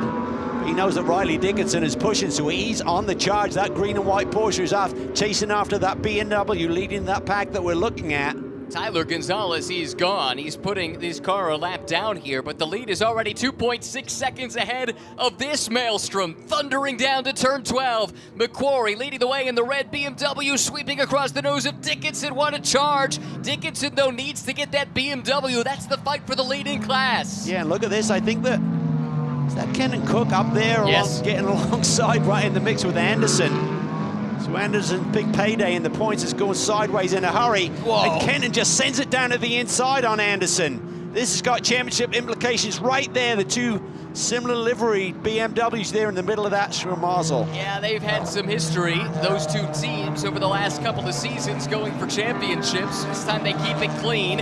Crossover move there as Kenton Cook tries to get to the flank of an Aston Martin. Doesn't look like he's able to do it. That's Ortman, who's been shuffled back in all of this. Big time. Yeah, he came out of turn 1 in second position. He's now almost wrong side of the top 10. Kenton Cook not waiting around. He forces Ortman wide. It's going to be 4 wide down the front straightaway here at Circuit of the Americas. Now down to merely 2 wide. Oh. That's Parker Thompson there in that teal coveried Supra there to the inside. Inside the final 10 minutes, 3 abreast at the top of the hill. Kenton Cook driving for all he's worth, but try as he might, he just can't gain any ground. No, the speed is not there in that race car. He's now falling back. He got opportunity to move forward. Now he's just backpedaling a little bit, getting shuffled out of position. Michael Cooper on the charge. He's now on the fringe of a podium in the Pro-Am class. Keep an eye on that black and orange Black Dog Racing McLaren. Leader in that class still is McQuarrie, but he's got Riley Dickinson breathing down his neck. That's second and third on the road. Then it's Webb, then Merrill, who is charged back up into podium contention, and he is side by side now. Those are the two Astons there. Merrill inside, Jesse Webb outside. Anderson collides with the back of the 3, and around he goes. Wow. That'll be looked at. I mean, it's just close, hard racing. I don't think there was intent there, but there was definitely a nudge. Ugh. That was Jesse Webb from second in silver. That promotes Anderson up a spot in class. It's green and white. Brandon Vandal's machine is a lap or so down here, so he's not in the fight right now. He's just trying to get out of harm's way, it seems like. Oh, not where This you is want a to be. battle for the Pro-Am lead Yes. there. Macquarie has it in the red and white BMW, but Riley Dickinson wants it from him. Riley was so aggressive on that restart, knifing to the inside in the run up to turn 1, and he made it work. He's caught the class leader, but now can he do anything with that BMW? Porsche has come alive here in these conditions, and Riley Dickinson is magic behind the wheel of one of these Porsches. Absolutely is. Gonzalez has escaped the pack. He's nearly 4 seconds down the road, letting everyone else fight it out for those other positions. Merrill to the inside. Yeah. That now means the top 3 in Pro-Am are running nose to tail. Macquarie, Dickinson, Merrill, BMW, Porsche, Aston. And Merrill's got some speed. But Macquarie's done a great job. Yeah, don't sleep on Thomas Merrill. He drove that car to the overall lead of this race right around the midway point. They've been shuffled back a little bit, but that yellow has opened up a new possibility for a great result. As it stands, it's still a really strong run to the podium, but it could be so much more. Yeah, really could. Zach Anderson trying to hang in there. He's still running second in silver. But just got the penalty. Incident responsibility. Wow. Well, it looked like a day where they could maybe gain 25, 30 points on the championship leader has gone upside down with this reset in the full course yellow. And it will put Kenton Cook and Kevin Boehm in front of them as their championship rivalry renews itself. Here's Merrill putting the pressure on Riley Dickinson now. Dickinson going from Hunter to Hunted. This is the car that owes the penalty. Let's look at it one more time, Calvin. Keep an eye on the BMW coming up behind the 2 Astons. Yeah, he just gets it wrong. You see the front brake rotors aglow. He's hard on the brakes there, and I just think he expected the Aston Martin to clear the apex and just misjudged it a little bit. Second in Pro-Am, up for grabs. Merrill to the inside in the Aston. Gets to the flank of Riley Dickinson. Brake rotors glowing red in the twilight with 6 minutes to go. Dickinson Thomas hanging Merrill. on. He's trying to come back at him. He gets back to the inside, and this is helping out Macquarie as these two squabble over P2. Yeah, Dickinson, great counterattack. Perry and Riposte able to get the position back. Little nudge through 15, trying to unsettle that Porsche a little bit and unsettle the driver. Macquarie's loving what he's seeing in his rearview camera right now. Hard to unsettle Riley Dickinson. He's proven that over the years. But he's got a lot of work to do to hang on to this second spot in the hopes of challenging for the lead. Seemingly out the window, gonna goes send it wide. here. Merrill sees the door open up, and he'll charge through it. Not done yet, though. It's going to Pretty be a good drag run. race up the hill. Good run around the outside for the Cayman. Anderson stayed out. He's got the penalty. He's got to come. I think you'd want to get it done, get out of this pack and just try and turn in fast laps and maybe recover. It's really academic at this point. This fight is not done yet. Dickinson and Merrill, this is exactly what you want to see. Great positioning for both, but it's about to get tight here. You rarely get through side by side through the S's. Somehow, though, they do get it done, and Merrill has the spot. Fantastic. Just great racing to keep it clean in that situation. Wow. 2 drivers at the top of their games, but put Thomas Merrill up the position. Now, does he have enough time to run down Macquarie? He needs to find 2.5 seconds in short order. That's going to be a tall task. We knew it'd get spicy. Don't count out Parker Thompson there. He wants a part of that podium as well. Sits there in P4 in class. Yeah, and he just wants Anderson to take that penalty. Anderson now. Whoa. drops the wheel. It's all going pear-shaped here for Zach Anderson, and he's got to hit pit lane and serve that penalty yet. Well, Merry Christmas then to Parker Thompson, because suddenly he has an unobstructed view of his quarry. Riley Dickinson trying to drag his Toyota Supra up onto the podium in class. All of this happening behind Tyler Gonzalez, who leads this race by 4.5 seconds. Great drive from him. Gresham Wagner's done his bit, and they're now less than 4 minutes away from a race win. Yeah, and for Gonzalez, his nearest pursuer is really Altman, who's currently P7, will become P6 when Anderson serves that penalty finally. Should also mention there's a really good scrap going for the podium spots in AM. Charlie Poston's leads, but only by 0.2 of a second over Dave Ogburn, and Kenny Schmid's not far back either. He's only 2 seconds behind that fight. Yeah, that reset has really given Schmid an opportunity to do a little bit more here than just P3. Oh, Thompson lets it run wide, now crosses back over. Dickinson feeling the pressure. This is awesome stuff. All of these top drivers up on the wheel here. With less than 3 minutes to go, Anderson finally hits pit lane. Serving that penalty for incident responsibility. Look at the job Macquarie has done at the top of the hill there. P2 overall and the Pro-Am leader. He's just responded to this challenge, let the others squabble out a little bit and just extended that margin. A couple of graduates of Porsche single make racing now, scrapping for 3rd place in Pro-Am. Dickinson's got the spot, Thompson trying to take it away, and Michael Cooper has arrived on the scene as well. He's only half a second behind those two with a very fast McLaren under him. Lake's forced to take a shortcut there to avoid potential contact. And the Nola Sport came in. Here comes Thompson, but look, there's Cooper, and he's been fast all weekend long. Yes, this is going to be a great dice here for that final podium spot in Pro-Am. All 3 of these are drivers that, if presented an opportunity, you know they will go for it. No shortage of aggression. See what this McLaren can do down the straightaway. This is for the lead in AM. Poston's had to cover it off. Big time. It ended up being a lunge to the inside of the Supra, which actually worked out surprisingly well.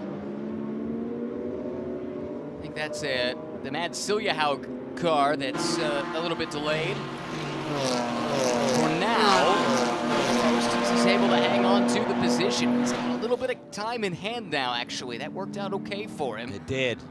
If he can put Siljahaug as a buffer between he and Ogburn, that's great. That's exactly what he's done, but Siljahaug doesn't want to give it to him, and this is compromising Charlie Poston's a little bit.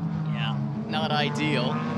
That said, it really hasn't opened up an opportunity for Ogburn either, who's got a handful of opposite lock there. The rear of that BMW sliding from underneath him. Able to corral it. Good job by Charlie there, just positioning that BMW in exactly the right spot to not open up the door for the Toyota behind him. Coming to the white flag, this time by Dickinson, Thompson, Cooper, 3rd, 4th, and 5th in Pro-Am. Big understeer there for Dickinson, and Parker Thompson sensed that. He makes a move. Watch Cooper. He's going to try and set this up. He's going to cut through and grab that final podium spot. 2 for the price of 1. Michael Cooper through to 3rd, and now that leaves Thompson and Dickinson to fight over the scraps. 4th and 5th still in the balance, but that could not have been better for the Black Dog Speed Shop driver. Yeah, just big commitment there by Thompson. He saw that the understeer that the 7 car had through 19, saw the opportunity, and Michael Cooper said, happy days. They don't usually come that easy this late in a race up against the likes of Dickinson and Thompson, so Cooper will take it. He and Tony Gaples now 2/3 of a lap away from standing on the podium here at the Lone Star Enduro. Well, we talked about dinner not tasting great for those boys. It's going to taste really sweet right now. It should be a party tonight. Absolutely. And Tony knows how to party. Well, Back to the Michael front. has a race to do tomorrow, I guess, so he's got to be on his best behavior.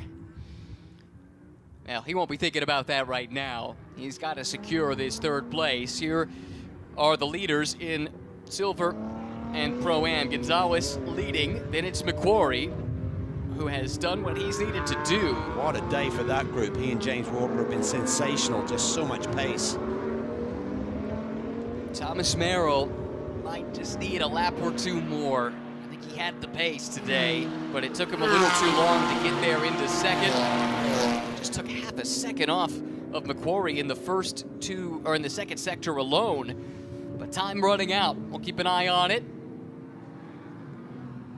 Fights all throughout this field. It's been fierce since the drop of the green over 3 hours ago. Gonzalez now just a few corners away from taking Rafa Racing to victory lane in the home race for the Rafa Racing Club. Team based out of North Carolina, but a lot of the Rafa operations situated right here in Austin, Texas. Gresham Wagner did his part. The team executed in the pits, and Tyler Gonzalez, despite the late race restart, had plenty of pace in hand Tyler Gonzalez takes the checkered flag and wins the Lone Star Enduro. Tyler McQuarrie and James Walker win back-to-back endurance races going back to last year. They take the victory in Pro-Am. Side by side at the line, and Thompson by 71 thousandths of a second edged Riley Dickinson for the 4th spot in class. Now we wait for Am class, and it is Postins who hangs on ahead of Ogburn and Schmid. What a race. Well, I didn't think we'd survive that without a big incident. That was great racing, just so much talent there at the front end of this field. That is how good GT4 racing can be. Let's go down to the pits. First win. Grisham Wagner just said it's my 3rd race ever and it's my first GT4 win. And Grisham, we've seen you just climb through the SRO paddock and now finding victory so fast here. This moment for your career, where does it land on your resume? To be honest, I never thought I'd get to this point. I was out of racing for a while. Stuck around in GR Cup and MX5 Cup for 7 years waiting for something to happen. And I'm just really thankful to Toyota and Dava, Rafa Racing, everybody that made this program happen. And being able to be partnered with Tyler is really the best thing I could ask for. Great driver to have, to trust in the car, and a great teacher in his own right to help me get up to pace. So I knew this would come, but I'm really happy to get it done here in this special event for GT4 America. Congratulations. Thank you. Outstanding drive today. Very well earned. Well said as well. Great recap of what the boy has been through. Wow, wow, wow. It's a great way to end a busy Saturday. That was here at some good Circuit of the racing, huh? Americas. They have found a sweet spot with Pirelli GT4 America over the last year and a half. Yes, we have seen bigger grids in previous years, but this upper 20s to mid 30s range of entries seems to be right what you want to see to get the right mix of competition, as well as your customary small dose of chaos from time to time to spice things up. Yeah, we don't want it too mundane, but certainly I think the whole group, hats off to the whole SRO organization, to Brian Till, race director. He's had some hard days, but certainly there's much more sunny days that we've experienced recently in terms of good green flag racing. Well, and that last 15 minutes after the restart showcased the level of talent in this field. There were several times where it could have ended a lot differently, but the drivers that were in these cars to take them to the finish executed in some really tight windows. They did. We expected it. I was worried that how aggressive people might get. There was a couple of moments that we survived, but Zach Anderson's got to be wondering what just happened here. Yeah, that's a tough one to swallow. Yeah, isn't they it? looked like they were going to gain a huge amount of points on the championship lead, and it all unraveled on them. Yeah, Kitten Cook gave it all he had on the restart. Looked like he was going to make it interesting, but he'd ultimately do no better than 15th overall. Look at the class winners. Grisham Wagner, Tyler Gonzalez take victory overall and in silver for the Rafa Racing team. James Walker Jr. on home soil, along with Tyler McQuarrie winning in Pro-Am. And as mentioned, in Am, Charlie Postins and James Clay hanging on to get the win in Am class as they look to add to their championship tally. Final gap at the line, first to second overall, 4 seconds, but we had some really close margins after that. How about that drag race to the checkered flag? Parker Thompson and Riley Dickinson, 71 thousandths of a second. Yeah, for Cooper, get around both those guys in one swift move there with a lap to go. That's a great recovery from them as well. Cars a little further down the order had some tough days for various reasons. Happy to see Alex Vogel walk away from his big incident early in the going. That was a tough one to see. Problems as well for Dome Motorsports and ACI. Fast Track Racing, VPX had early issues. Thunder Bunny Racing led this race overall at one point. Late issues of some description, not really sure what the details were there, cost them a representative finish, but I'll tell you what, they announced their presence here today. Oh, Laura was amazing, just really, well, to hold the lead, Yeah. but more importantly, just the pace that she had, just incredible. Had the fastest lap of the race in the early going. Yeah, not the last time we talk about them this season, I suspect. Cars arriving in Victory Circle. Podium celebrations will be underway shortly. I can't wait to hear from the race winners. There's a guy who's really used to winning races over the past few seasons, Tyler Gonzalez. Won a bunch en route to the GR Cup Championship in 2023, 7 wins in total. Jumped aboard a partial season. Actually, he ran the full season, excuse me, for effectively this team, although it was known by a different name at the time. They won a couple of races last year. Now back to victory lane. There's the celebration for the Bimmer World bunch. Plenty to celebrate today. Let's start hearing from our race winners now. Amanda is in victory lane. I don't know why he's trying to hide it. Tyler Gonzalez just had a big smile on his face. And Tyler, I was talking to Grisham just about the partnership, and he said what a team that this is, just your 3rd race together. You might win the most important race of this season, but what went through your thoughts when you heard full course yellow? You know, I knew we had the pace. This Indava Toyota GR Supra was just absolutely amazing out there, especially as the sun was going down. It was only getting better and better. So, you know, I would have liked to kept the lead that I had, but I was confident in my car and in my crew that we had what we needed to win this race, and I think we proved ourselves here. And, yeah, man, just can't be happier to do this for Indava, for Toyota, for Rafa Racing. Indava is all here. We have so many great people here supporting us this weekend, as well as Toyota and Rafa Racing as well. So again, just couldn't be happier. Congratulations to that team for the overall win here in the win in silver as we make our way over to the Pro-Am pairing. Back-to-back Lone Star 3-hour winners, and 2 overall wins for Bimmer World here, and I was there watching you guys take it in. James Clay was hunched over, and you were on your feet for the last 7 minutes. Walk us through just the waiting to see what's going to happen on that restart. I was watching the Tyler McQuarrie show. We knew we were in good hands. We had a sizable lead built up. The yellow compressed everything. We knew it was going to be a shootout to the finish. He just did what he had to do. The crew gave us an amazing car. The car was amazing all day. And he just, at the end, he knew what he had to do, and he just got it all done. So I'm just indebted to him for pulling the whole thing off. I mean, it was just a fantastic drive, Tyler. And you got to watch the James Walker Jr. show as well, because when I talked to the team, you were the one that was given so many compliments. What was that like from your perspective?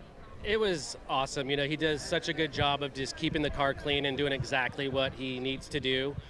So just totally appreciate everything that he brings to this program. I do want to dedicate this race to my friend Mark Torres, who passed away last week. Our sons played basketball together at the Lake Show team in California, and his daughter made all these bracelets for the team, and I carried it in my pocket the whole way. So this is for Mark. I've got to add one thing. You recall last year my daughter was graduating? This year she's actually here. Come on, Shelby, come on, come on. She's actually here and got to watch us win in person. So there you go, Shelby. That was a great story that we followed last year, and they got the win. And I have to tell you, though, the AM winners, I saw you almost tackle this guy over when he made it here, and it is no secret that you guys have had some struggles. How much momentum will this inject to the veins of this team? Well, this is huge, but you know, we were fast at Sonoma, and we just had a couple of bad races. So I know we've got the car, I know I've got the co-driver, and the Bimmer World guys, man, they were awesome at Sonoma. Unfortunately, no result. And just amazing here. It feels like we've been in Texas for 2 weeks with testing and everything, but can't thank those guys enough for the hard work, and super proud of the result for both cars, right? And Charlie, it was no secret that lead for you was evaporated with that full course yellow. We think of turn 1 here at COTA. How much anxiety was on that restart? There was, but I was reassured by the braking that we had in this car, and we're really great in a straight line, but the braking is awesome. So I really knew that as long as I got a good exit from turn 20, we're going to be okay, and that paid out. We looked after the tires when we had that gap that evaporated, so everything was going well in that point, and I saved some tires for the end. And during that dogfight at the end, we had tires, and that was awesome. That was a lot of fun. Great way to come back. And as for momentum, big momentum. It was a dogfight here at the end, guys, for another successful Lone Star 3-hour race at COTA. It's time for podiums. Fantastic stories. What a day for Bimmer World to get those 2 class wins as well. But let's cast our minds back over 3 hours now when this race started in the heat of the Texas afternoon. And it was a wild and woolly one from the beginning. Good battles all throughout this field. early on. So JMF Motorsports making a charge through the field. The eventual race winner getting passed right there. Seemed like though that Super just got stronger as the temperatures cooled down. Yeah, Gonzalez said as much. He said the car really came alive once we got to the cooler conditions, but I think there's also great patience displayed there in that opening stanza. Tight quarters racing various times. That was a heart-and-mouth moment for Matthias Laced as he was scrapping for a position inside the top 5 overall. James Walker Jr., Tyler McQuarrie as well, trying to position themselves for the long run to the checkered flag. The Postons, I think, just on the fringe of the top 10 overall at that time, but eventually that would be the winning car in the AM class. Just keeping the nose clean early on. But the sun started to set, the temperature went down, headlights started to come on, and the brake rotors were glowing. Great battles erupting at that stage. This was an amazing moment here with Mike David Ortman going 4 wheels off track but kept the throttle pinned. Kenton Cook trying to recover late in the going. The team had a couple of setbacks in the pits, but never could quite get back on the pace. Riley Dickinson, Parker Thompson side by side. And that's a fight that went to the checkered flag, only settled in the final feet of the race today. At the front, though, it was all about the Rafa Racing team. Tyler Gonzalez, Gresham Wagner saw the checkered flag first, then Tyler McQuarrie and James Walker Jr. backing up their win in this event 1 season ago. They took 2nd overall and the win in the Pro-Am class, and their teammates with Bimmer World, Postons and Clay, winners in the AM class. So let the celebrations begin. For those drivers that don't have a race again tomorrow in a different series, it's a 1-race weekend, with this being an endurance round for GT4 America. And Charlie Poster! DJ Clark welcoming the AM class race winners to a well-deserved step on top of the rostrum. Let me see those trophies! Strong day as well for Dave Ogburn and Judson Holt. Yeah, they really came back nicely. They had some issues with the car earlier in the weekend, straightened them out, and had a really solid run, knocking on the door of a victory today. Kenny Schmid and Anthony Gerasi as well on the rostrum here today, finishing in 3rd. So 2 podiums for Rafa Racing. 1 pit crew, but 2 podiums. Not bad. Pretty good. And Rafa Martinez has some work to do tomorrow. He's racing a McLaren trophy, but he'll be buoyed by the strong performance from his 2 cars here in this extremely competitive championship. Everyone giving it the Lando Norris treatment these days. You know you've done something right when you set a trend. Of course, this tradition started by Daniel Sexton Gurney. Has become a fixture of podium celebrations over the last, well, over half-century at this point. Kind of happened by accident, I think, when Dan did it initially. Yeah. Good times. It was a good race. Just really cool to see it end the way it did without any more chaos. It was chaotic, but it wasn't chaos in terms of carnage and too many incidents. It was just good, hard racing there to the checkered flag tonight. And, you know, the way it played out, the first hour was about the strategy, and that kind of set the order. But from there, we ran green for the bulk of the final 2/3 of the race. So it ultimately came down, once the strategy played out, to the raw pace in these cars. With that reset late, it shuffled things up a little bit. But the teams that executed today, that didn't make mistakes, were rewarded, and that's what you want to see. Yeah, and I think there was a lot of lessons learned in terms of possible strategy plays that teams didn't take initially, but they come back next year, and you just got to be more on top of some of these windows. If a yellow happens here, how do you back time that race? But ultimately, it seemed like the cream rose to the top once again. Even teams like this, who had a couple of drive-through penalties, but still come through for a really great podium finish for Tony Gaples and Michael Cooper there. Good podium, but you do have to think they had the pace maybe to go for a class win without those miscues.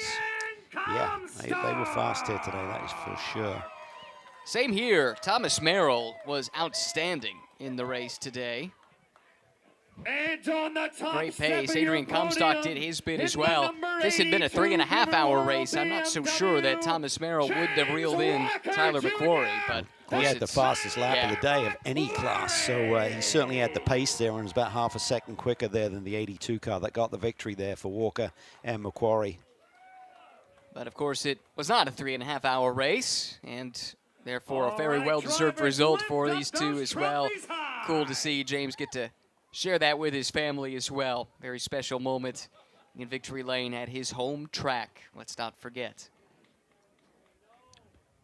Thank you, drivers. If you can go ahead and switch on over to those VP Racing caps and then Take raise some up photos those trophies again. to commemorate the occasion. Pretty cool how that backdrop is all lit up. Really cool. I love that.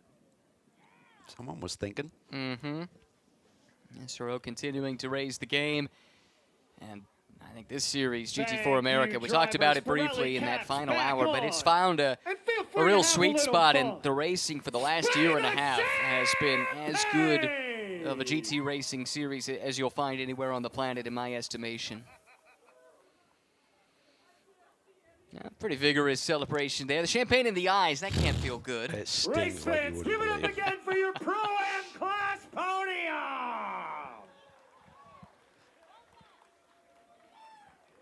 Such great visuals there in that last stint as well, with going into the sunset. You see the brake rotors glowing, the sparks coming from the bottom of the cars. Just really, really fun stuff. Yeah, we get it a couple of times each year. Of course, the Indy 8-hour goes fully into the darkness, has done now for a couple of seasons. Yeah, I guess so for a few of these GT4, because we used to run GT4. Yeah, but I think by the time it became a night race, I think GT4 really? was already out of it. That's my recollection. Could be proven wrong. Wouldn't be the first time. I was thinking about that earlier when we were wondering about it, and don't know that I have the answer to that one off the top of my head. Bimmerworld won GT4 there once in the You know dark. what? You're right. Yeah. You are correct. Race fans, it's time for Yeah, they your are silver Bimmerworld class night podium. races. Yeah. Maybe there's something to In it. third place They're on the for old the stats Hornet pack for Racing next year, team mate. in the number 26 Aston Martin. Let's cool hear was it that? for I don't think I've ever seen Hannah that. Grisham Lit up like that and before. That's nice. Hannah Greenberg. It is such an iconic part of this circuit. That observation tower, which stands 251 feet tall. 230 feet above the ground is the observation deck, which has in one section of it a glass floor. So not for the faint of heart, I would suggest. Yeah, not for me. Nope, me neither. Double helix stairway to get to the top of the observation tower. 410 steps if you choose to hoof it and not take the express elevator to the top. I'm scared of standing up when I'm only 5'8". Hannah's came through there for a nice podium run. I didn't realize that they got bumped up to the final podium run there. That's a I'm sure really you called good it, but point. that's awesome. No, I didn't. That slipped my attention as well. So they were there to benefit when there was the penalty for Zach Anderson. That contact turned around. Another one of the got class shuffled rivals. way back. He finished 15th overall, Kenton Cook did. Yeah, that's true as well. Really great effort from Heart of Racing. Thank you, drivers. To see a graph of where they were over that last 20 minutes, because I'm sure it bounced up and down quite a bit before they finished on the podium. Trying to see if there were any post-race time penalties that would have affected that. And I don't think so. The only one I see was a 3-second penalty to Mateus Laced for track limits. Drivers. That's a Pirelli different caps class. Back on. Well, it did And cost at this Mateus point, a couple you've of earned spots, unfortunately. A little champagne. The celebration is underway for the silver class.